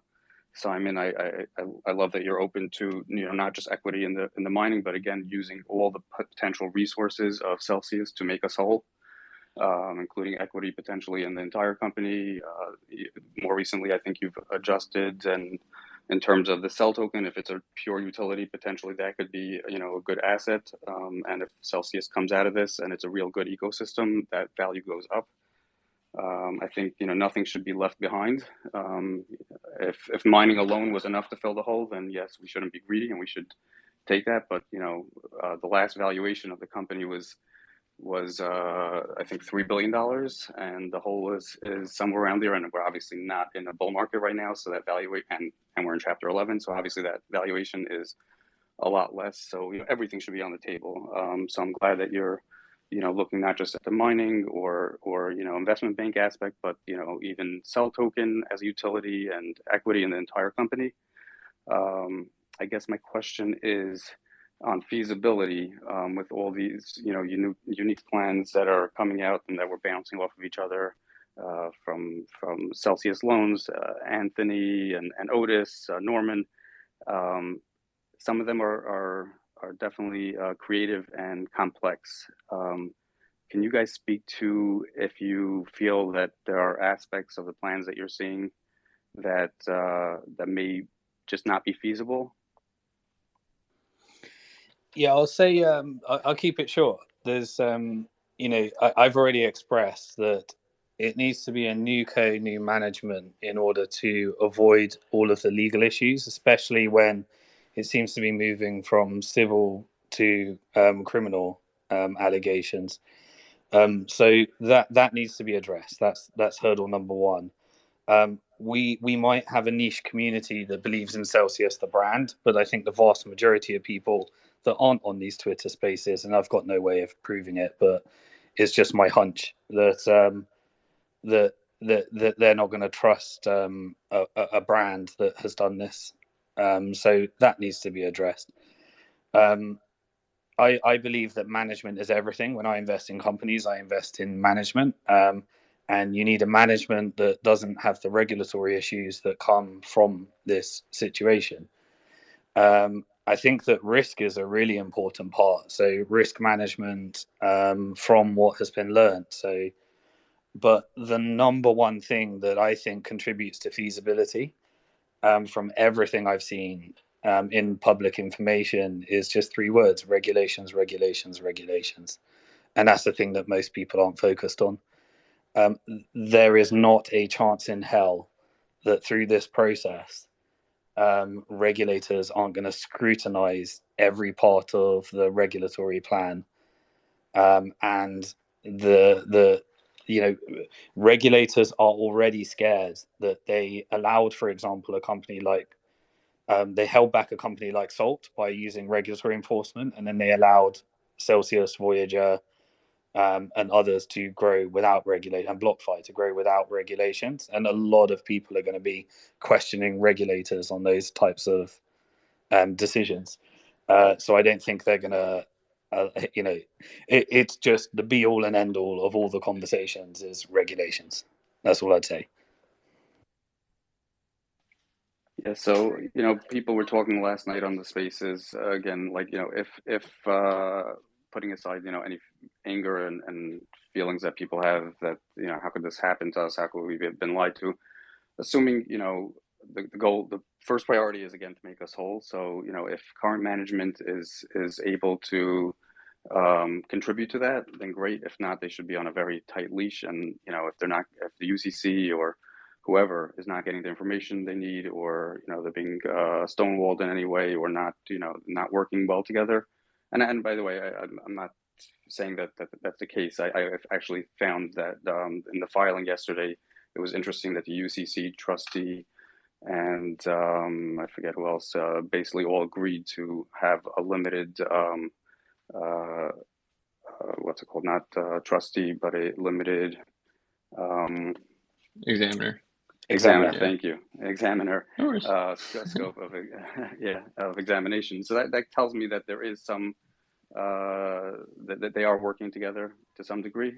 Hopefully, I think we'll see more over time. But let's put that aside for a second because there's not much we can do. I'm going to learn more as far as management if they're working, and Alex is doing everything he can to make us whole. In terms of the technicalities, so we're talking about the different ideas of giving equity in mining, giving equity in the entire company. I personally put out a plan. I think that there's a way, if this is a really community driven, even if that includes Simon, who brings so much to the table, and and even if he benefits from that in some way, as long as the first principle is to make all of us whole, I'm totally cool with that. But the question is, I think that you can have all those things and also give people the ability to still hold on to their, I guess, debt or claim to their full amount of crypto. And as the company comes out of this in a much healthier way, the company can slowly, build back their balance sheet to a point where people then can ultimately also, get their full, like, we don't want to give up our claim. That was the one thing I put out early in this process is like, I heard from everybody on all the spaces that the main thing is people don't want to be, they don't want their claims turning into fiat denominated claims. People want their crypto. We're in it for a reason. We took a lot of risk, going into something so innovative and that's going to change the world. And we want that back. Obviously, we need to use equity and whatever else to plug the hole. But I personally think there's a way to do kind of all of that if done right as a community, driven plan with all of our talent and expertise. Do you think that's feasible, Thomas? Yeah, I mean, so I would, I guess, yes. To what? To not sell the crypto and get crypto distributions? To get not as distributions, but to incentivize people to keep the platform healthy by maintain, hodling within Celsius or Nuco. Yeah, I think yeah. But I think then unless ultimately to be able, but to still, not to exchange their missing coins for equity, but to hold on to the claim for equity for their coins and get equity to incentivize people to stay on the platform. So I think you have to for feasibility issues. So just to go a little further with Simon, those are the two biggest things in a case like this for feasibility, which is a subjective standard of the bankruptcy code, is obvious, kind of what it means. And the two biggest things are going to be regulatory feasibility and just feasibility from having to file again. In bankruptcy lingo, people refer to them as Chapter 22s. So the feasibility test is a subjective thing. The judge looks at the numbers, looks at the structure that's been set up by whomever the plan sponsor is, and says, look, I know you guys all want this, but I have problems with this from a regulatory standpoint or from a Chapter 22 standpoint. Like, I think I don't want you back in my courtroom in 6 months or a year from now. So that's what he means when people refer to feasibility issues. And I have not looked in detail at some of the plans that float around. They all have, I feel like, rhyming themes to them. It's just probably more about like getting down to the nitty gritty of taking it's kind of, I'm going to call them informal plans and either formally putting them before the court or getting the UCC to take aspects or all of someone's plan and you inject that into their own formal plan that I assume they're honestly working on. So the ideas are great because I think Joe, I think you said this. I'm sorry, I wasn't looking at my phone right when you said it, but I think you said this, which is it's amazing all this open forum conversation about the case because it will mean that the best ideas will bubble up. And even though we don't have perfect information, you're not inside the debtor, and even if you are inside the debtor, you probably don't have perfect information. But all the crowdsourcing of ideas and strategies and structures and pushing back and information gathering leads for a pretty powerful source for hopefully getting a restructuring done. Because in a lot of cases where you have a million quote unquote small creditors, usually they're not so vocal, usually. And I think this is a first, just as someone said this earlier, or someone was talking about this, Simon, maybe you were saying it. I think this is the first case ever with this many creditors. 300, I know there's 1.7 million claimants, or I guess accounts, but I cannot think of a case with more than a few thousand creditors. Someone was saying like 10,000 or 15,000 was the highest they ever seen. Global, Man Group, do you think? Actually, they were saying life partners, which in life partners, that was I guess we could call it viatical life settlements, but basically these were life insurance policies that people invest in for other people. Believe it or not, you can do that. They're called, I don't know, maybe you're familiar with, some people are familiar with that.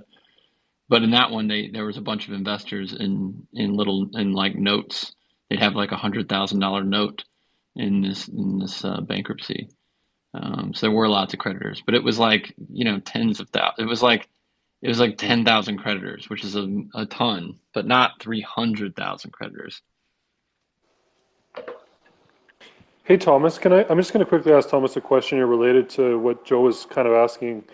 So Thomas, could you have a situation just with the bankruptcy, the way the proceedings work? Could you have a situation where, you incentivize people to keep their assets on the app or or with a new co by saying we're going to give more equity to the people that lock up their assets or agree to keep their assets with the new co for a year. So basically you have a year to kind of win over the trust of the assets with the new co, or does it have to be where everyone is evenly treated and everyone is given the same slice of equity? Can you have distributions that are based on incentives? There's a difference in how much equity is given to different parties. Is that actually possible through bankruptcy law or not? Yes, it is possible. I mean, the way you're saying it is not the way I would say it, which is I would say people are being treated equal, but there's an incentive for people that stay longer, that take more risk by keeping their money either on the platform or staying locked up on the platform. So I would, let's put it in a different lingo, because in the bankruptcy code, everybody that similarly situated creditors do have to be treated the same under the absolute priority rule, and they are. But we're going to give incentives to people that take more risk, Your Honor, and take equity in the new co, or take more equity by staying on the platform longer, right? So there are ways to, yes, you can play around with those. Because the reason why is because the result of that is you either get more equity.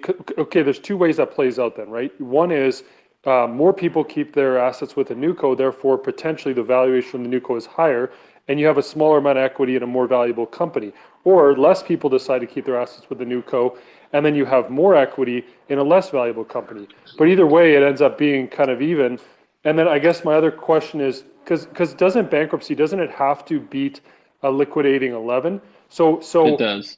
So if it has to beat a liquidating 11, a liquidation doesn't.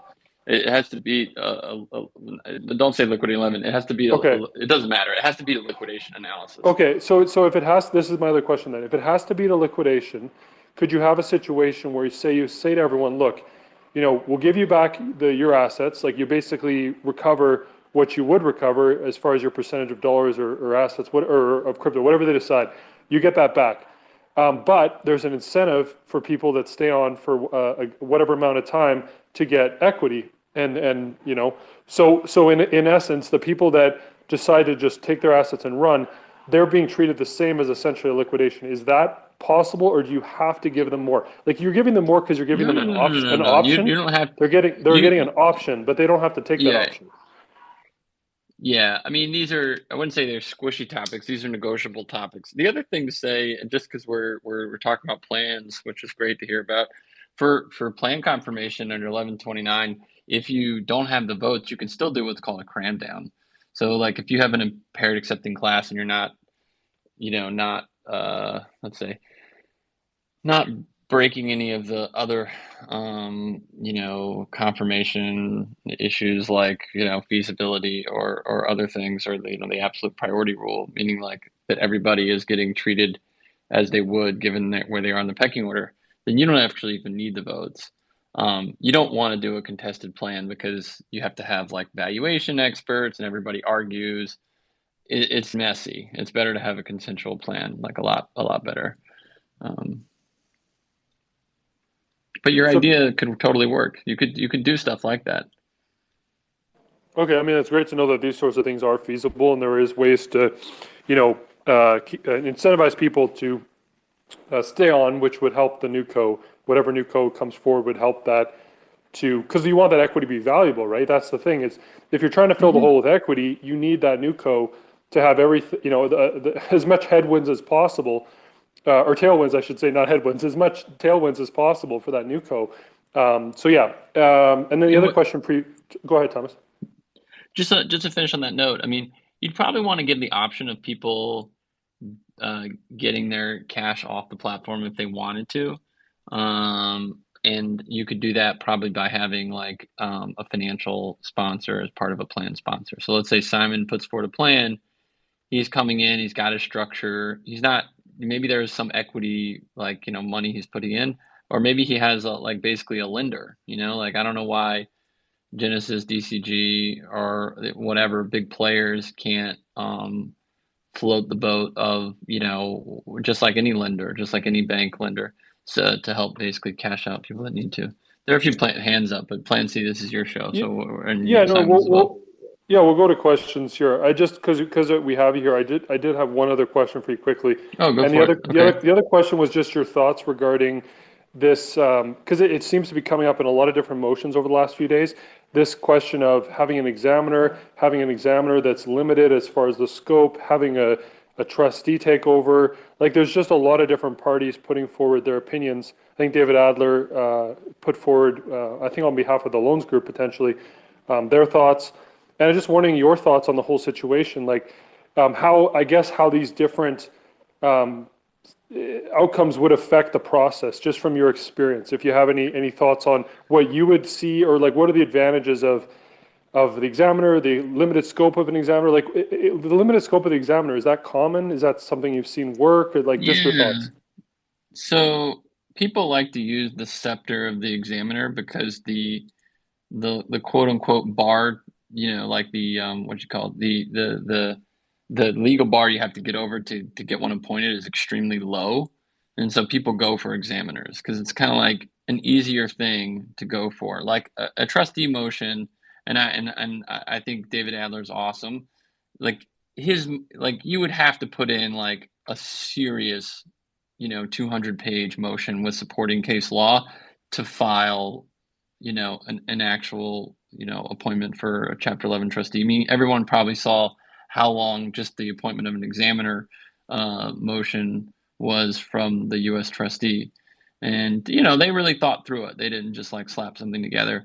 And that doesn't mean that David slapped this together. He's getting it out there. He's getting his voice out there. And he has a different position, right? He's working with an ad hoc group. He's not, the U.S. trustee who's supposed to be like the watchdog over the bankruptcy. So it's a different, he can play a different role and whatnot. For me, I kind of like the middle ground. I understand where the UCC's counsel, and I guess they're in support of it, but I understand where they're coming from, where they don't want to see an examiner because, I mean, that was their initial position, if everyone remembers. They wanted to do the investigation themselves and use the powers that they have to kind of do the same stuff that an examiner would do. I kind of like the idea of a third party, and I think I understand where they're coming from in terms of well, hang on, if you bring an examiner in, it's going to slow things down and it's going to basically stop the process. And so I like the fact that it's been limited a bit. And the UCC will be doing investigations, and don't think that they won't. And then, but my only thing about Chapter 11 trustee, and I know it probably makes people feel better because it's like, hey, let's get Mashinsky out of here, is, my view is there's an independent board. He's been basically neutered at this point. Kirkland isn't working for them just by the mere fact that they file worthless stock deduction. Those are almost boilerplate, type, motions or papers that someone's being filed. And they are still, I guess, officers in the company. And I think he should be removed. 100%. That's not what I'm not for him being involved. I'm just saying, like, a Chapter 11 trustee motion is an aggressive thing, and I've seen them go horribly wrong. Just to get the punchline, I've seen trustees not do such a great job, and so sometimes, like, the devil is better than the one you don't. And I'm not saying Mashinsky, but I'm just saying the C-suite that knows where all the bodies are buried. Kirkland knows everything, and they're not knows where everything is at this point because they're up to speed on the debtor. And the UCC. The UCC isn't a wallflower. They're not gonna. There's a lot. The gentleman who's running the UCC used to work at Kirkland. He is a very, I think, from watching him so far, kind of a behind the scenes, like, let's not make war. Let's talk through this. Let's use leverage to get the things we want that we think are important. Let's make deals and get stuff done smoothly and efficiently. That's his sort of approach. Different attorneys have different approaches. I'm kind of in the middle. I'm kind of like a moderate on this issue. And if people want to see the trustee or I think that it was a very the agreement really does limit the examiner quite drastically. I was surprised how much they were willing to cut back, because I would have thought the examiner would look into the sell token and all the sales and the gift to his wife and things like that.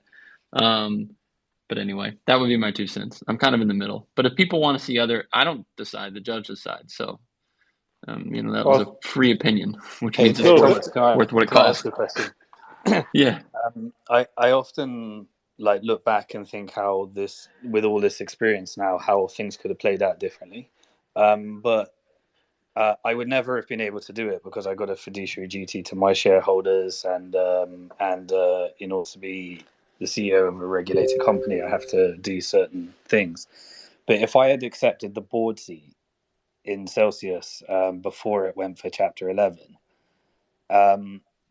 how different do you think this would be right now if I was a board member of Celsius? You wouldn't be able to talk at all to the community. It'd be very hard for you because you'd be one voice of a few on the committee, and so you'd either have to resign if you really felt like they were going horribly wrong, or just kind of you wouldn't be able to open forum the way you can given your position now. Or you could do you could have done what Rod Bolger tried to do, which was resign and then come back for $92,000 a month. Shout out to the Bulger Block King, Keith Suckno, and Dave Adler, who blocked that motion. I just couldn't imagine anything worse than being on that board right now. But anyway. Another friend of mine who's an equity holder, Simon, got offered to be on the board. And he was asking me, this is before they filed, he was like, should I do it? And I was like, I'm kind of worried. I don't want to be on the board of a bankrupt company. I was like, it's no big deal. It's like, people are on the boards of bankrupt companies all the time. It's no one, he was worried about it from a professional standpoint because he's really a venture capitalist. He's not a, like a restructuring guy. Yeah, no, it pays when you're doing regulated stuff. So. Yeah. Okay. Yeah, there you go. Hey Thomas, we're going to go to Hans. I promise. We'll go to Cam next. But this on the last thing you just spoke to. I also saw a motion someone put forward for a professional restructuring. Like, what? I didn't really understand exactly what that was. But yeah, do you have any thoughts on that, or quickly, and then we'll move to Cam. So, there's the typical stuff that you would ask for, and then there's you can of course ask for anything. If it's not precluded by the bankruptcy code, then people can request it via motion practice and see if the judge grants it. I think the person, maybe there's like a getting a little turned around. I mean, you can get a CRO that the debtor hires, but they effectively kind of have a CRO. It's called their banker, and then their CFO, who I know people get upset because they're like, oh, he was brought in to whitewash so that he wouldn't know anything about the past. Yeah, okay, maybe, but he clearly knows what's going on now, and with the current balance sheet, current like things are going on, and he knows where the bodies are buried on the stuff that they're working on now. So I don't know. Does it really matter? Like duplicating work? I don't know. I kind of get where people are coming from. They want a neutral third party on this stuff because they just don't trust. The trust is totally gone. I mean, that's part of the brand discussion you guys were having, right? I feel like what's a brand? It's trust. So I don't quite get what he's requesting. I mean, I kind of get what he's asking for. I just don't think it's kind of unorthodox, and I don't think the judge will grant it. But it's good that it's out there, so it just shows a level of mistrust from some of the pro se creditors in the case, that are actually, filing papers. Okay, awesome. Thanks, Thomas. Yeah, it's less likely, like less common that sort of thing happens. So good to hear. Very Or uncommon. like good to hear your opinion on it for sure. Clancy, is it okay if I just do a follow-up question on feasibility and then I'll step down? Yeah, we could. Yeah, go ahead. Or I can come. I can wait. We'll go to you really quick, and then we'll go to Cam next. Cam's after you. So yeah. Sure. Okay. So in terms of feasibility, so there was a plan put out by Otis and Anthony, where people felt like the most clear path forward is to turn the mining facility into equity for depositors. I personally had felt that they might be giving up too much of other potential recovery options. The entire Celsius.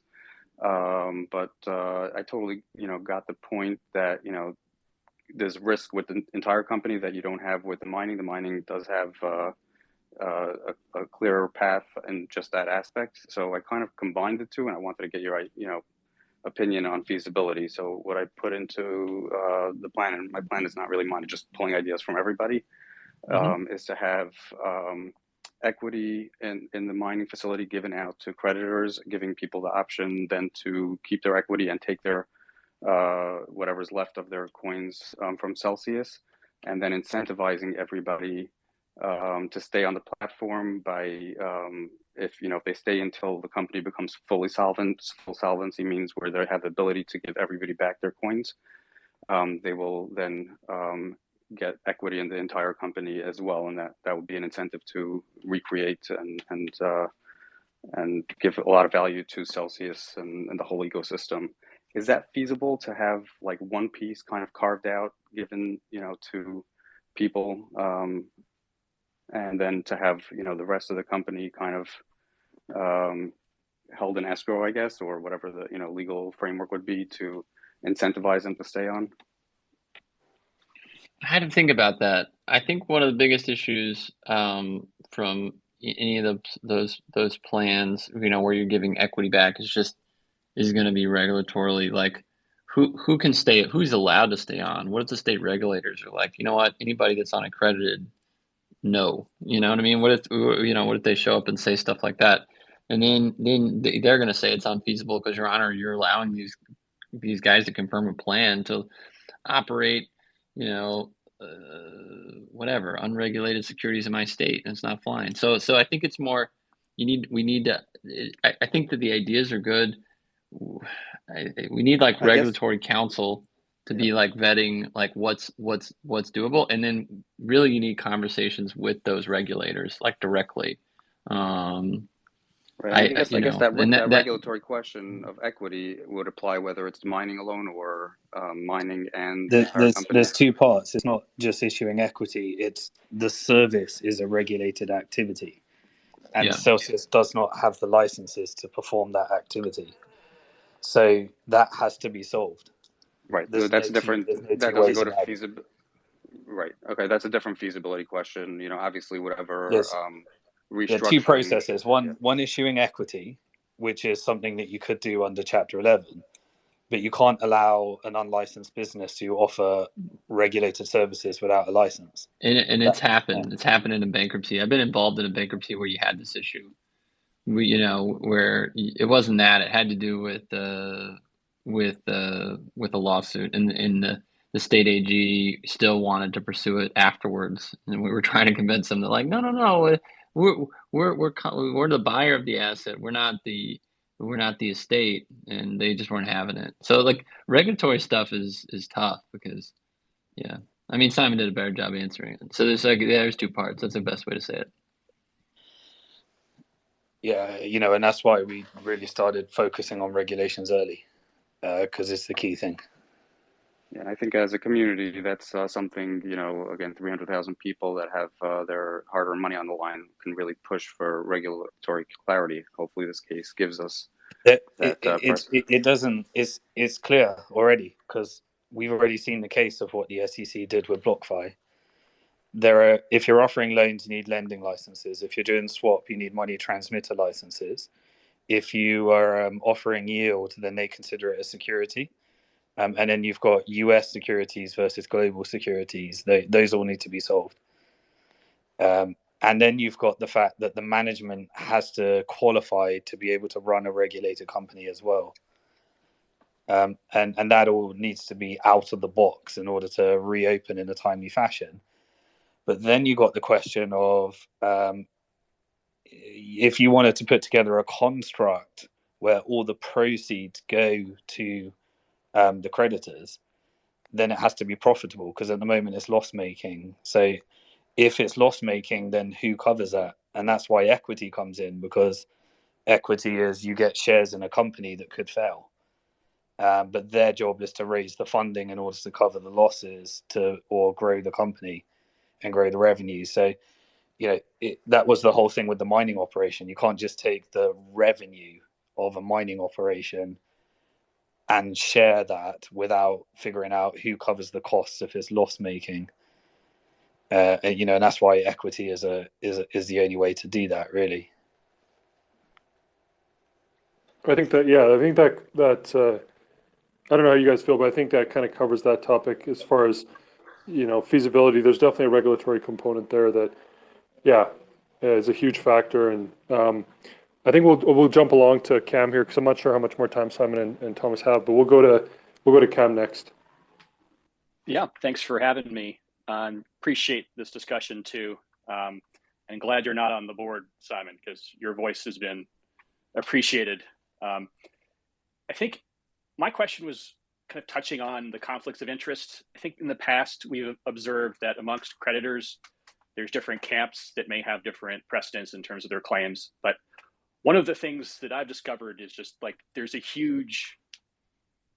weird psychological phenomenon in terms of just how people are viewing this. And prior to the crisis, I viewed myself as just a customer of Celsius. Prior, I've used like peer-to-peer lending, probably invested peer-to-peer loans over a 10-year basis. Places like Lending Club have been closing up shop, but you could get returns around the 8% rate, depending on the loans you invested in. This seemed like a kind of parallel investment play. Seemed pretty simple, and turned out there were a lot of things going on behind the scenes. And I don't see how you get to being $3.2 billion short if you subtract Cell Token in terms of crypto obligations to depositors, unless, to reuse the metaphor, a lot of bodies have been buried. And it would strain credulity that this is just negligence or some sort of outside forces that caused this. It does feel like, negligence is just, table stakes. It might be negligence in terms of covering up the criminality of it, because the criminality of it is so, brazen to see. And I think that's why they have to limit the examiner scope, because the criminality will clearly come, maybe next year. But anyway, my point was, in terms of the psychological aspect, what emerged to me is that prior, when things appear to be going well, there was all this community engagement initiative, and they would hold these weekly AMAs where they would seem to answer all these questions, delivered a lot of factually misleading or outright lies. In terms of, hindsight, you can see that. But Alex at one point had referred to this community as the immune system of Celsius. So they're primed to view any kind of, bad news about the fate of the company, which even when read in black and white ink in a bankruptcy filing, is still viewed sometimes as FUD or an attack. And it's interesting because I think psychologically it's very difficult for people that have been loyal to a company to now be essentially betrayed by that company that they invested so much in. So I think some people are struggling with that. And unfortunately, that community is primed to go after victims and claim that they're somehow shorting Cell Token or spreading FUD, when this isn't FUD anymore. It's maybe fear, certainty, and knowledge, and we're all getting a lot of that lately. So I think it's nice that there's spaces like this where people are coming to grips with reality, but it would be nice maybe if we could talk about ways in which we might be able to help people that need either psychological counseling or accounting help. I mean, the thought that occurred to me is, it seems like looking at the balance sheet, maybe we get half our balances back if there's some sort of recovery mechanism. Whatever you value the assets at, the non-Cell tokens, there's about half there for everybody, minus there's a pretty obscene burn rate. So I suppose, to wrap this up, do you have any advice in terms of reaching out to people, and then the possibility of, if we are able to get this declared a Ponzi in the US, at least it appears there's an accounting provision where we'd be able to write down our losses, which honestly seems like potentially the best relief available, the way at least the speed of the proceedings are going. So I think also with regards to that, we wouldn't be able to have sold our claims probably to claim that. But I'm curious if any of you are aware of like the Ponzi provisions and have any advice in terms of either getting accounting help or psychological counseling help. You want to go ahead, Simon, and then Thomas, if you have any thoughts too. Yeah, just seeing what I can add in value. So firstly, I strongly believe in that having psychological help is often seen as a taboo, but I think America, greater than any other country, has made it where it's just a normal thing, like going to see your doctor if you're suffering mental illness. And let's face it, we all suffer mental illness at some stage in our life, whether it be a bad breakup, whether it be anything that happens in our life, whether it be death, whether it be trauma. We all have situations where we need to go see the doctor. And I think American culture has done a better job than any other culture in the world at not demonizing the need for psychological help. And so I'm a big believer in self-development, whether it be self-help, and I'm a big believer in engaging experts that may be able to help you challenge these things. So maybe removing some of the taboo. But at the same time, there's a bit of there's behavioral finance you have to appreciate.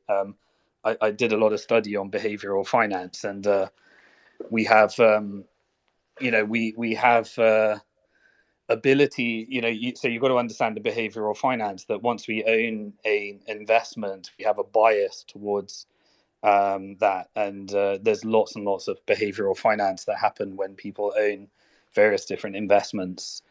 And also when your finances are on the line based upon what someone says, is why we have so much interesting conflict within the crypto space and the crypto sector.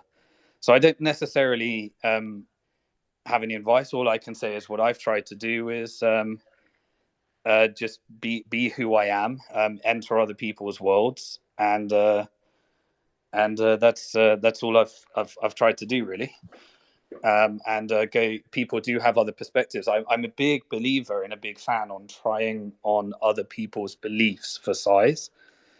So what I love to do is even when I strongly disagree with something, just actually try and get inside their world and understand why they believe that thing. And I think it really makes you better in terms of understanding that. So that's just my particular way of doing things. I'm definitely not a psychologist or an expert. I just someone that believes in therapy, psychology, and self-development as something that you should certainly, I believe everyone should have that, because we can all improve. It's just self-development to me. Okay, yeah, totally, 100%. My only thing to add is if this is something I've been wanting to do, because somebody, if anybody ever, I'm always open to talking to anybody about anything if they're, feeling, blue about the cases or just in general about the crypto market, right? But that's part of the reason I feel like I'm involved in this, is because I feel like a fellow crypto guy. So that's, but I have a friend who runs a like an actual mental health charity. So if somebody wants professional help as well, like not just talking to somebody, I'm more than happy to introduce them to my friend. And I was actually thinking of doing a Twitter Spaces, actually with him for, just sort of like, sort of standard mental health stuff and sort of,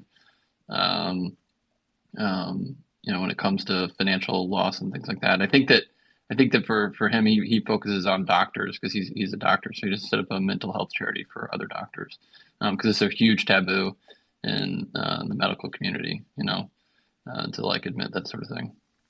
Yeah, one thing I also would like to say is I've been on the receiving end of being in a fringe group where everyone thinks you're crazy, and I was right. Bitcoin was that community.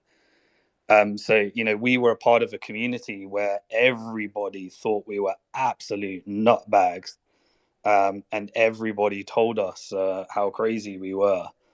And everyone told us all the reasons why we're wrong, and we did stay strong on our belief. And it turned out we were right. So I'm not close to the possibility that I've become the norm and other people are the ones that are pushing for something that seems so outside the norm. And I remain open-minded to all those possibilities. But I think that we have to challenge the question as well, because it was quite loaded. Because obviously, I think you have a bias towards the types of things we're saying, and less of a bias towards the types of things that others are endorsing for. And the question is loaded in itself. So we have to check ourselves, and try and remain open-minded to possibilities. But also at the same time, I'm a big fan of Ray Dalio. Ray Dalio has this whole thing of there are experts in things and you attach credibility scores to them. So sometimes what we do as humans is we see someone that we think is an expert on one thing, and then we attach that credibility to a subject that they're not an expert on. And then, what Ray Dalio does is he attaches a credibility and a believability score. So you've got a track record of being right in these matters, and this person has a track record of being right on those matters. I know that's quite mechanical, but I really like Ray Dalio's book Principles. So attach a believability score to the things that you're seeing, and track people's track record and the things that they're talking about. And then don't allow that bias to make that you think that, that they're an expert in another subject that they may not be. This is just interesting subject. So thanks for bringing up the psychology side. Okay, awesome. I think we'll go to, Operation Recover Our Assets was next, and then Marty, and then we'll go to Otis after that. Yeah, if you're there, Operation Recover Our Assets, you go ahead. Hey man, can you come back to me in a few? Yeah, we'll go back to you. No problem. All right, thank you. Okay, I think it was Marty. Are you there? Yes, thank you very much, guys. Thank you very much, Simon and Plan C, for what you're doing, guys. For some of us, it's very important. Sorry for my English. My question, can you hear me? Yeah. Yeah, you're coming in fine. Great. I'm a creditor. I have a loan with Celsius, but my question already come up many times about the non-US residents. But my case is that I'm in a jurisdiction which is tax-free, and the regulation here is very, very low. So I wonder if, I know right now Celsius is in the Chapter 11 and they are controlled by the state. However, I wonder, as the ones that live in jurisdictions which are tax-free, I live in the Middle East. I wonder if we can be in this, we might have less advantage than others that they are in other jurisdictions. So my opinion on this is Chapter 11 is going to treat, regardless of jurisdictions, you're going to be treated the same. I think there's certain niche cases that maybe lawyers need to look into, like clawbacks could be treated the same for everybody, but it might be easier to enforce if you live in the United States than if you don't live in the United States. So those types of issues come through. But my understanding of this process is that jurisdiction isn't going to play too much, but maybe a lawyer would say something different. Okay, thank you very much. My question was only this. Thank you guys for what you're doing. It's really important for some of us. We have a lot of our savings stock in there, and just thank you, and I support you 100%. Thank you. Actually, there is one thing I could think of. If you were issued equity and you're a non-accredited US investor, you have a 1-year lock-in period enforced by law. So there may be interesting scenarios unless that company became public within a set time frame. So there are some interesting securities laws things that I don't think it would. It just may mean that your path to liquidity might be slightly different if it comes out of Chapter 11. So there may be a few things there, but in terms of the issuance and equality based upon country, I'm not seeing anything there. Thank you very much. Great. Okay, awesome. Any other questions at all you have while you're up here, or do you want me to move on to the next person? Yeah, I think we covered it. We'll go to, I think Otis is next, and then maybe we'll circle back to operational cover assets. All right, thank you, Clancy. Mr. Dixon, how are you? How is everything? Very good, thank you. And you? I'm fine. Could be better. Hoping for a resolution. So I have a question. You said Celsius, lost around 65,000 Bitcoin. I did some numbers, and these numbers are coming from the coins report that Celsius submitted to the court. So 67,147 Bitcoin are missing, 217,000 ETH, 666 million USDC.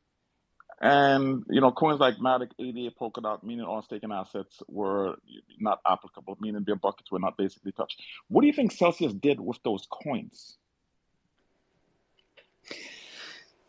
It's a great question. And how did they lose so many coins? What do you think they did with all those coins?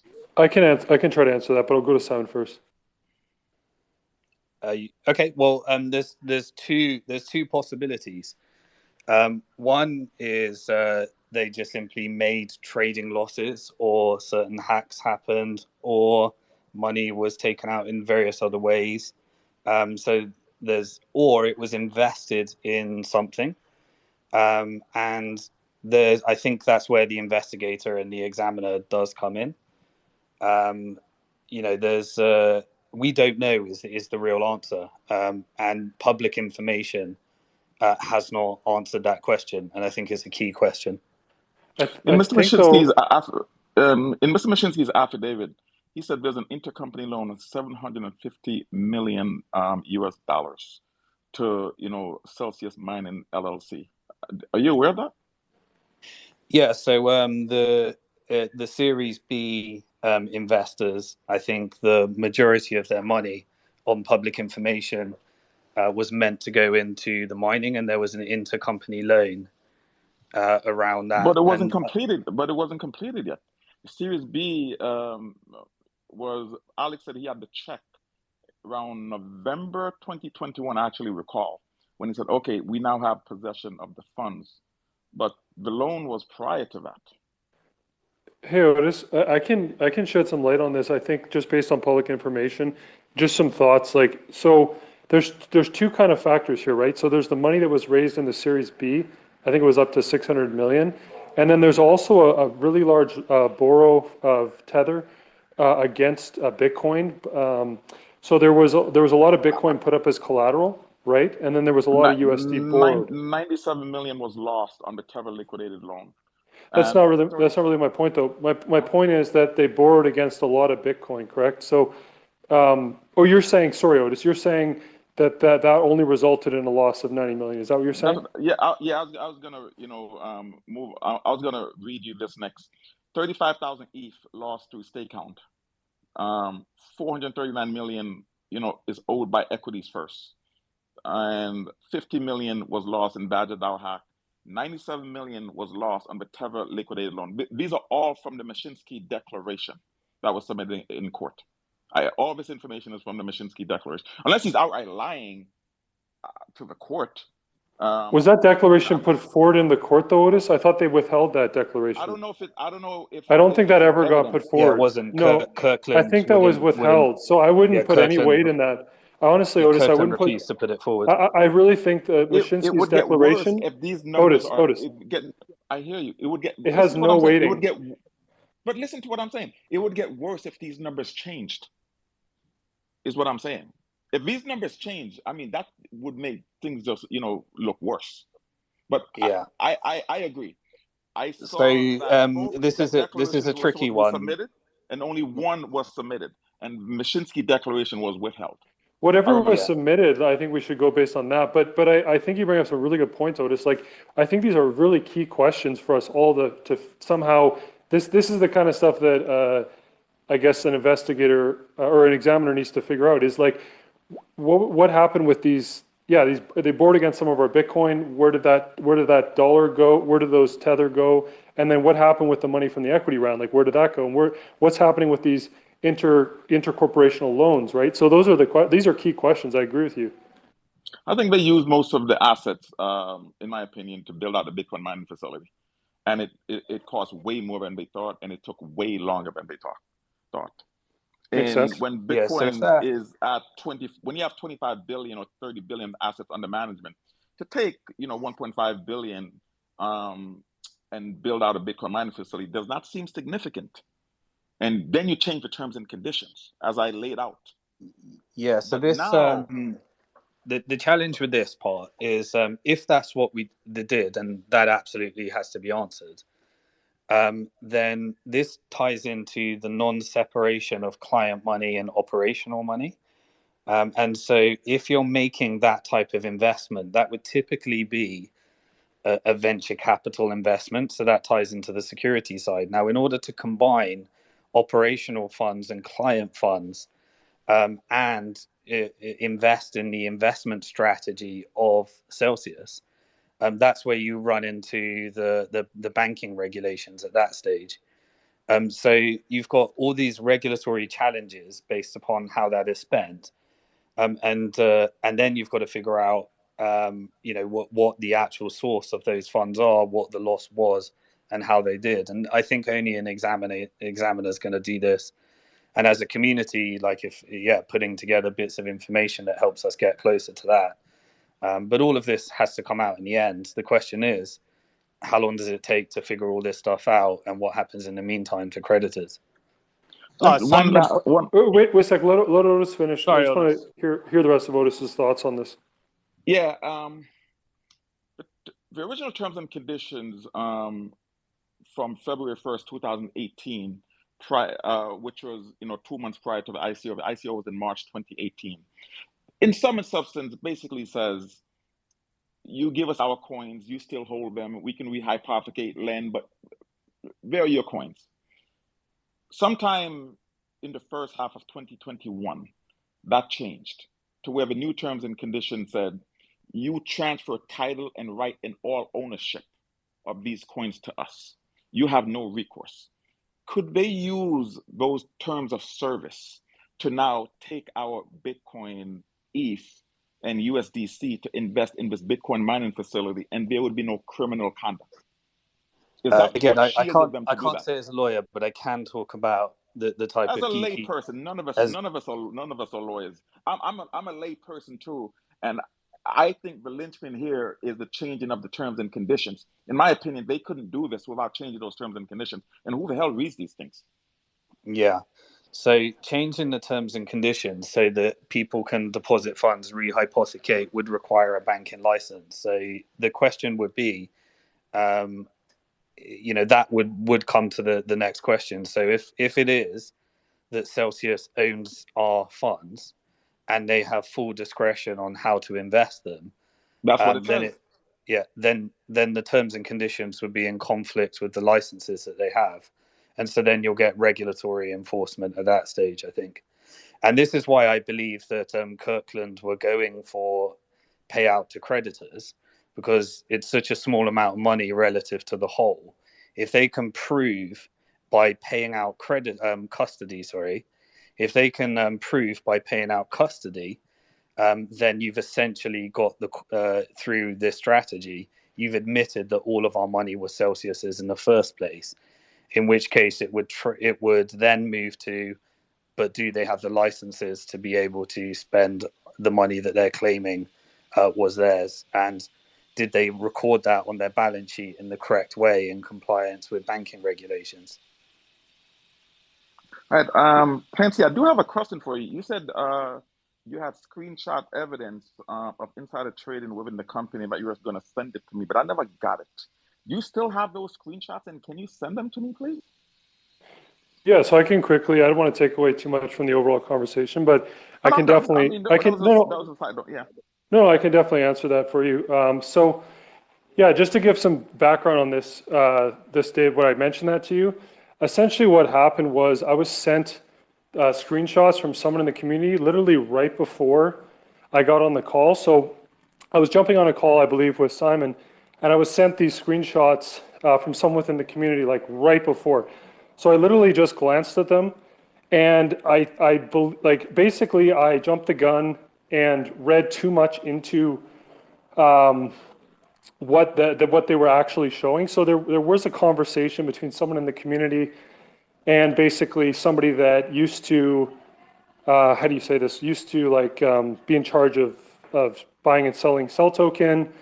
So yeah, I mean, I personally believe, it's just allegedly, that yeah, I do believe that if an examiner does look into the company's activity around the Cell token, just the Cell token, I'm saying, I do believe, there were, in my opinion, allegedly, some shenanigans that went on with the Cell token over the course of the last few years. Now, these screenshots that I received right before I got on the call, again, I was emotional on the call.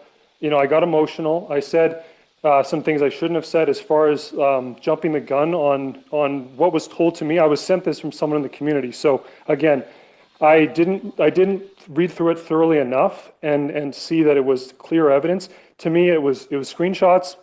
It was a conversation between someone at the trade that was in charge, worked for the company, was in charge of trading the Cell token. And again, I kind of jumped the gun on that. Right after the call ended, I kind of looked through those screenshots and I'm like, okay, no, this is not clear evidence of anything. I still allegedly believe there were worse things that need to be looked into on this matter. But I basically put out a tweet saying, you know what, I jumped the gun. I should have said allegedly, and basically saying Thanks, that, yeah. So anyways, that's really the whole thing. It's just, again, allegedly, I do believe that there are things that need to be looked into to do with the Cell token. I think it's very clear, not very clear. I think that there's stuff that needs to be looked into. That's it, on the Cell token over the last few years of what the company did as far as any kind of shenanigans there. But yeah, as far as direct evidence or anything like that, I stated that right after the call and rebutted or withdrew that statement. And again, I was emotional just like everyone else on that call. And that's like the kind of one slip up I've had over the last, I don't know how many hours I've been on these calls. And that's the one major thing I regret is I was emotional that day. I was sent these screenshots right before the call. I didn't vet them enough. And I jumped the gun on what was sent to me. And so that's pretty much it, if that makes any sense. It was a very emotional day. And last thing, Mr. Dixon, you had also said, along with that, quote, I have screenshot evidence of all sorts of things where if I release that, I would become useless to everybody. Are you referring to the same thing that Clancy is referring to, those screenshot evidence, or something different? I've received an incredible number of screenshots I've received lots of stuff. All right, thanks. I'm finished. Thank you, guys.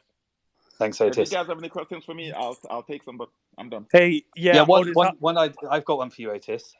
People, I was recently accused of bashing you. Would you say that's true? Have I been doing lots of bashing of you, Otis? Bashing me?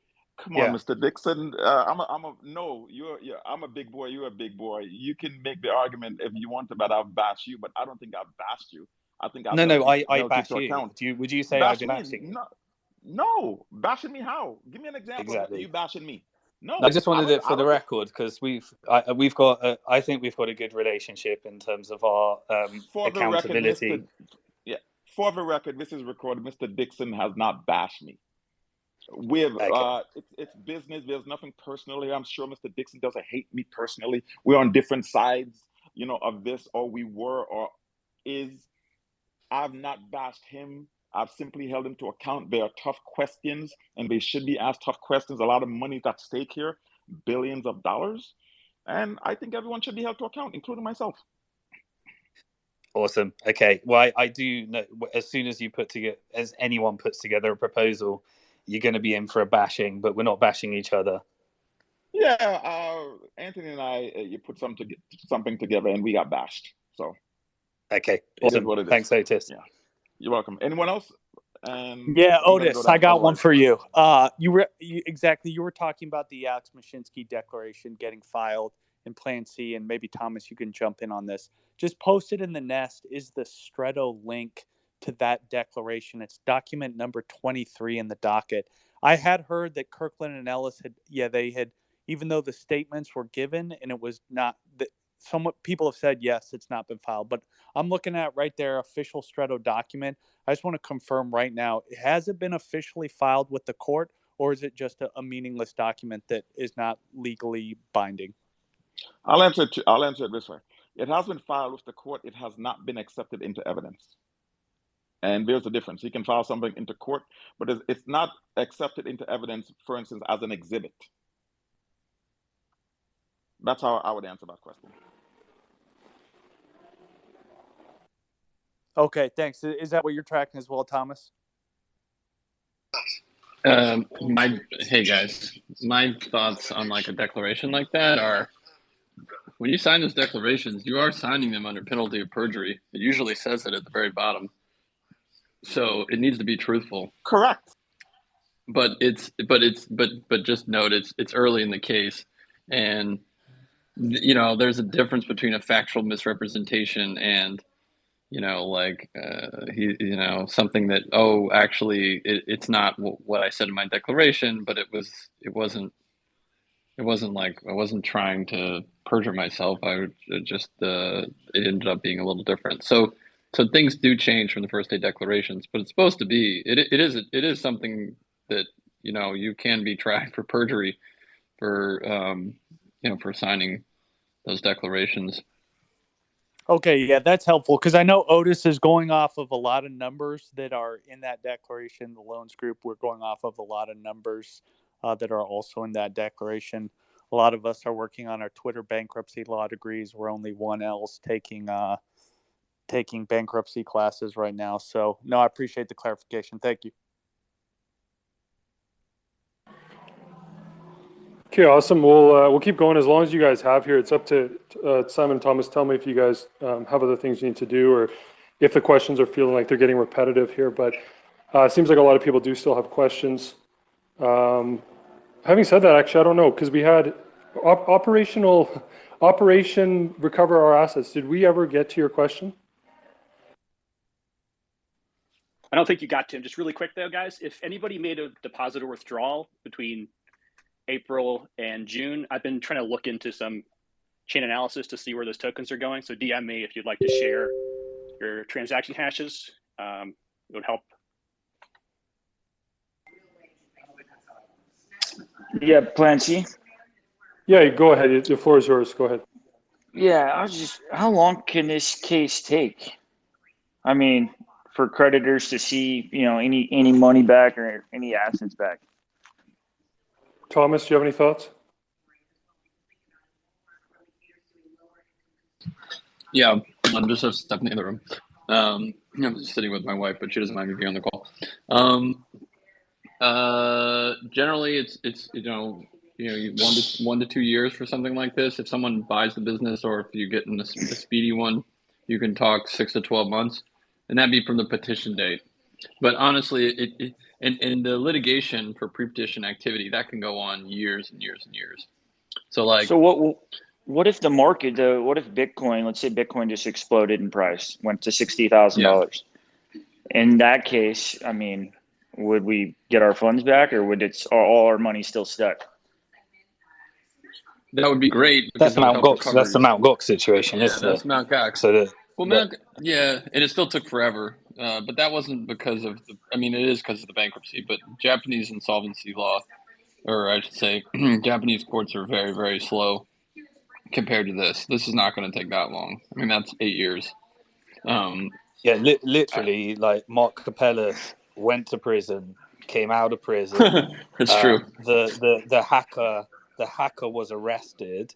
The funds were connected to a Bitfinex hack as well and recovery. 2 FBI agents were arrested. That all happened before anyone received any money back. Goodness gracious. Well, we still haven't received any money back, but it's Japan, dude. It's not fair to compare it to these cases because they're just very different systems and regimes. Yeah. Does anybody? I don't know. Yeah, If you guys and have Chapter answered 11 this. is designed to speed up that process. That is what it's designed for, right, Thomas? Yeah, 100%. Yeah, I actually I spoke to Nuke last week. He did a Zoom call with me, and yeah, he didn't seem extremely confident. So, but he was a nice guy. I mean, he said what he could, and yeah, it was pretty interesting. But yeah, he spent an hour on a Zoom call with me. I thought that was pretty good. Did you get his permission to reveal that? Or? What's that?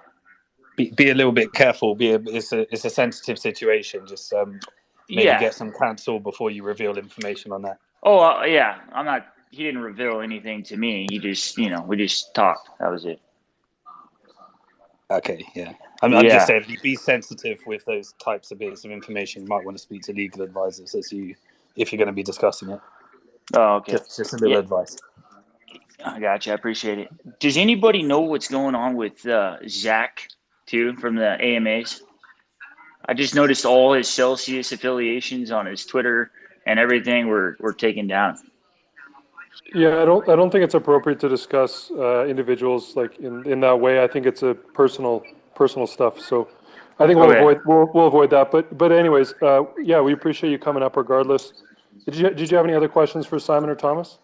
No, I just appreciate everything you guys are doing for sure. Okay, awesome. I think we have Miles next. Maybe we'll just do a couple more, I guess. We've been going for, I think, almost 3 hours now, so maybe we'll just do a few more. Miles, you go ahead. What's up, guys? I didn't have a particular question or anything, just like coming up here and be able to intervene if something comes up. But I did have something for Otis. So I think 3 or 4 days ago, kind of leading into what he was talking about initially when he first came up. But 3 or 4 days ago, you had tweeted back to someone saying that it was pretty clear that you knew where the 67,000 Bitcoin, 218,000 ETH, and 66 million USDC, where it all went. And so I was just wondering if you could clarify on that. It seems to be that you're claiming that almost all of that went into the mining. Yeah, we kind of already discussed that. I think none of us know for sure. I think we're kind of all speculating. We have our own opinions, but I think with an examiner, I think to get these things really hashed out and know definitively is really what we're after. But for now, we can speculate, and there's a good probability that a good percentage of those assets did go towards the mining. It kind of makes sense logically, but I don't think any of us really know unless we're chain analysis experts or within the company. But anyone, if you want to share any thoughts. What is interesting is that the initial balance sheet attributed a $720 million valuation to the mining operation. And so that gives you a clue as to what they were thinking the value of the operation is. Now, we also know on public information, again, I've got to be really careful with public, non-public, but public information, we know that they paid 200 million for the mining operation when they did the press release. And so to attribute a value of 720 million to a 200, what they acquired for 200 million, and they haven't made profit with it. I think that I'm not going to make an opinion on that, but that gives you an indication of their thinking about the valuation of that operation. Miles, if you still want me to try to answer your question, I can. Yeah, go for it, Otis. I think I'm assuming he wants an answer. Yeah. If you want.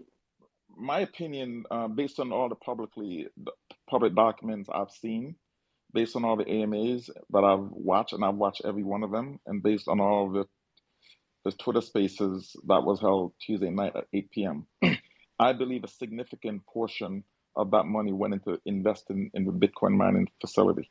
At one point, Mr. Mashinsky said, we've invested 200 million in mining.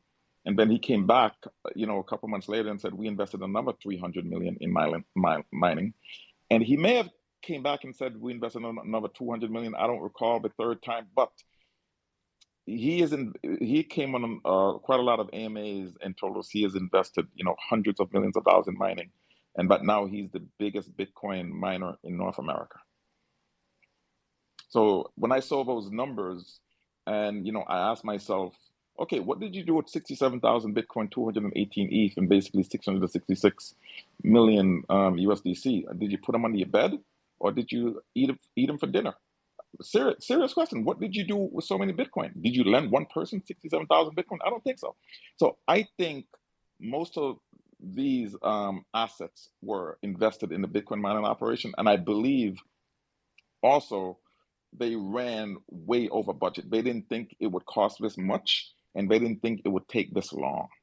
So that's my belief. I could be wrong, but that is what I believe based on my knowledge and based on what I've seen. Yeah, Otis, I have a question then. Kind of my points, though, is your initial numbers made sense, but to think it was in the magnitude of billions is a little bit out there, in my opinion. They had to have been doing all different kinds of stuff, but your initial numbers that you said do make sense, but kind of what you've been portraying doesn't at all to me. Yeah, my question would be this, and then, also the last part is that that in my opinion they had to change the terms and conditions to do this. The initial terms and conditions that I read, they would not have no authority to do this. And in my opinion, that would have been a criminal act. And the new terms and conditions say basically we transfer all right and title to them, and we have no recourse. Once we give them our coins, they belong to them, and they can do with them whatever they wish, and they do not need to consult us. That is bank language, not language of Celsius Network. Go ahead, Clancy.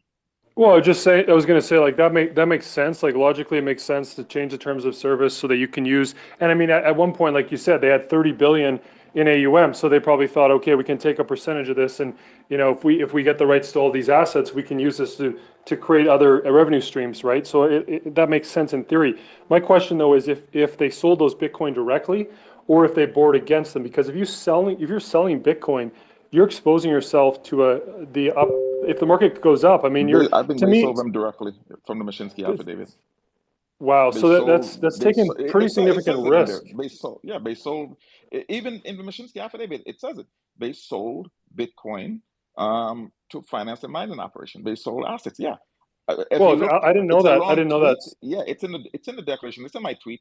It's a thread of 84, but you got to read all of it. I took the affidavit apart and listed line, but it says it in there in Mashinsky's own words.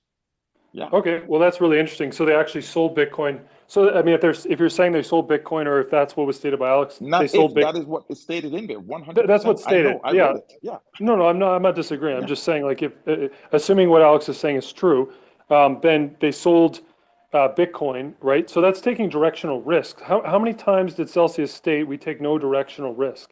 If you're selling assets, you're You taking can do that. directional risk. Sadly, you can do that now with the new terms and conditions. But In my you opinion, also had the that's why CEO. they But you changed it. also, I agree with you. It's changing the terms of service does make something like that more possible and more likely to be illegal, right? But you also had, again, I'm just playing devil's advocate, looking at this from all angles. You also had the CEO, right, Alex, going on numerous calls saying we The take no question is directional. when, before or after the change of service? Within months before the bankruptcy. There's Yeah, video on to add to CNN. this, Alex it's went on CNN. Just one second. yeah, Just one second, Simon. Alex went on CNN. This is an important point. Alex went on CNN and stated on CNN, I can send you the video, where Alex said, we take no directional risk. So selling clients Bitcoin is taking massive directional risk, right? Like if the market moons, you owe that Bitcoin back. So I don't see how selling Bitcoin, if Alex is stating in his affidavit they sold Bitcoin to fund the mining operation, okay, great. The change of terms of service, maybe they can do that with our funds. We'll see if the terms of service holds up. But there's still a huge, like again, there's so many things here that can be looked into. But the CEO did state on multiple calls, we take no directional risk. That's what the community thought. He was selling Bitcoin. That's taking massive directional risk. That's either a lie or I don't know how you look at that as not being a lie. Like, anyways. But yeah, we can continue. I think so. This is essentially what If the I find it, Vermont. I'll bring it to you guys' attention. I'm looking over the declaration right now in my notes. Yeah, so this is what essentially what why Vermont was calling for examiner because the cause and effect is a subject for debate. So what they did is they painfully went through on this date this happened, on that date this happened, and this was the balance, and therefore they never had the funds in order to go for those claims, and they were taking new investors' money. All of this stuff, the cause and effect relationship, from my experience, I can add, two arguments to that. One is that they changed the terms and conditions in order to facilitate that transaction. But my experience was always, when dealing with Celsius, that the compliance and legal team were always trying to catch up with what Alex was saying on his public appearances.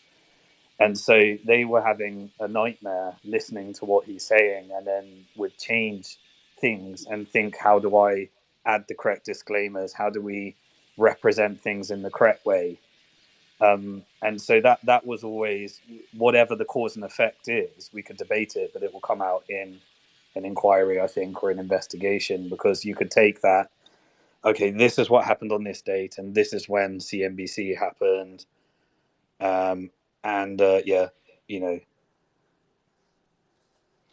Clancy, Anthony Napolitano said he's trying to come up. He has something Okay, to add. I can't see it. Simon will have to let him up. Sometimes I can't see the request on my. Yeah. Miles, did you get your question answered, Miles? Yeah, I'm good. You can bump down if you need. Okay. Awesome. Yeah, any questions for Thomas or Simon? Again, we've been going for almost 3 hours, so just let me know when you guys are running out of steam here. I'm good to keep going, but I want to respect your guys' time. I mean, it's already been 3 hours. So maybe Anthony, you got your hand up. You go ahead. Yeah, so to Miles's question, Miles was asking, I just wanted to touch on this. It's pretty easy to get a couple $1 billion hold just from looking at what we've seen so far. Between the mining business, the equity first stuff, the losses that they were all public knowledge at this point, right? That we've seen a bunch of these losses at 35,000 Bitcoin, this one, hey, 50 million here with that one. It's pretty easy to assume that. And there's also a publication in, I think it was January, February, March, I think March maybe, of this year. I'm pretty sure it's March of this year in CoinDesk or Cointelegraph about Celsius mining. And Alex made a claim that they've already invested over 500 million. And you guys could actually see to this very day they're still investing.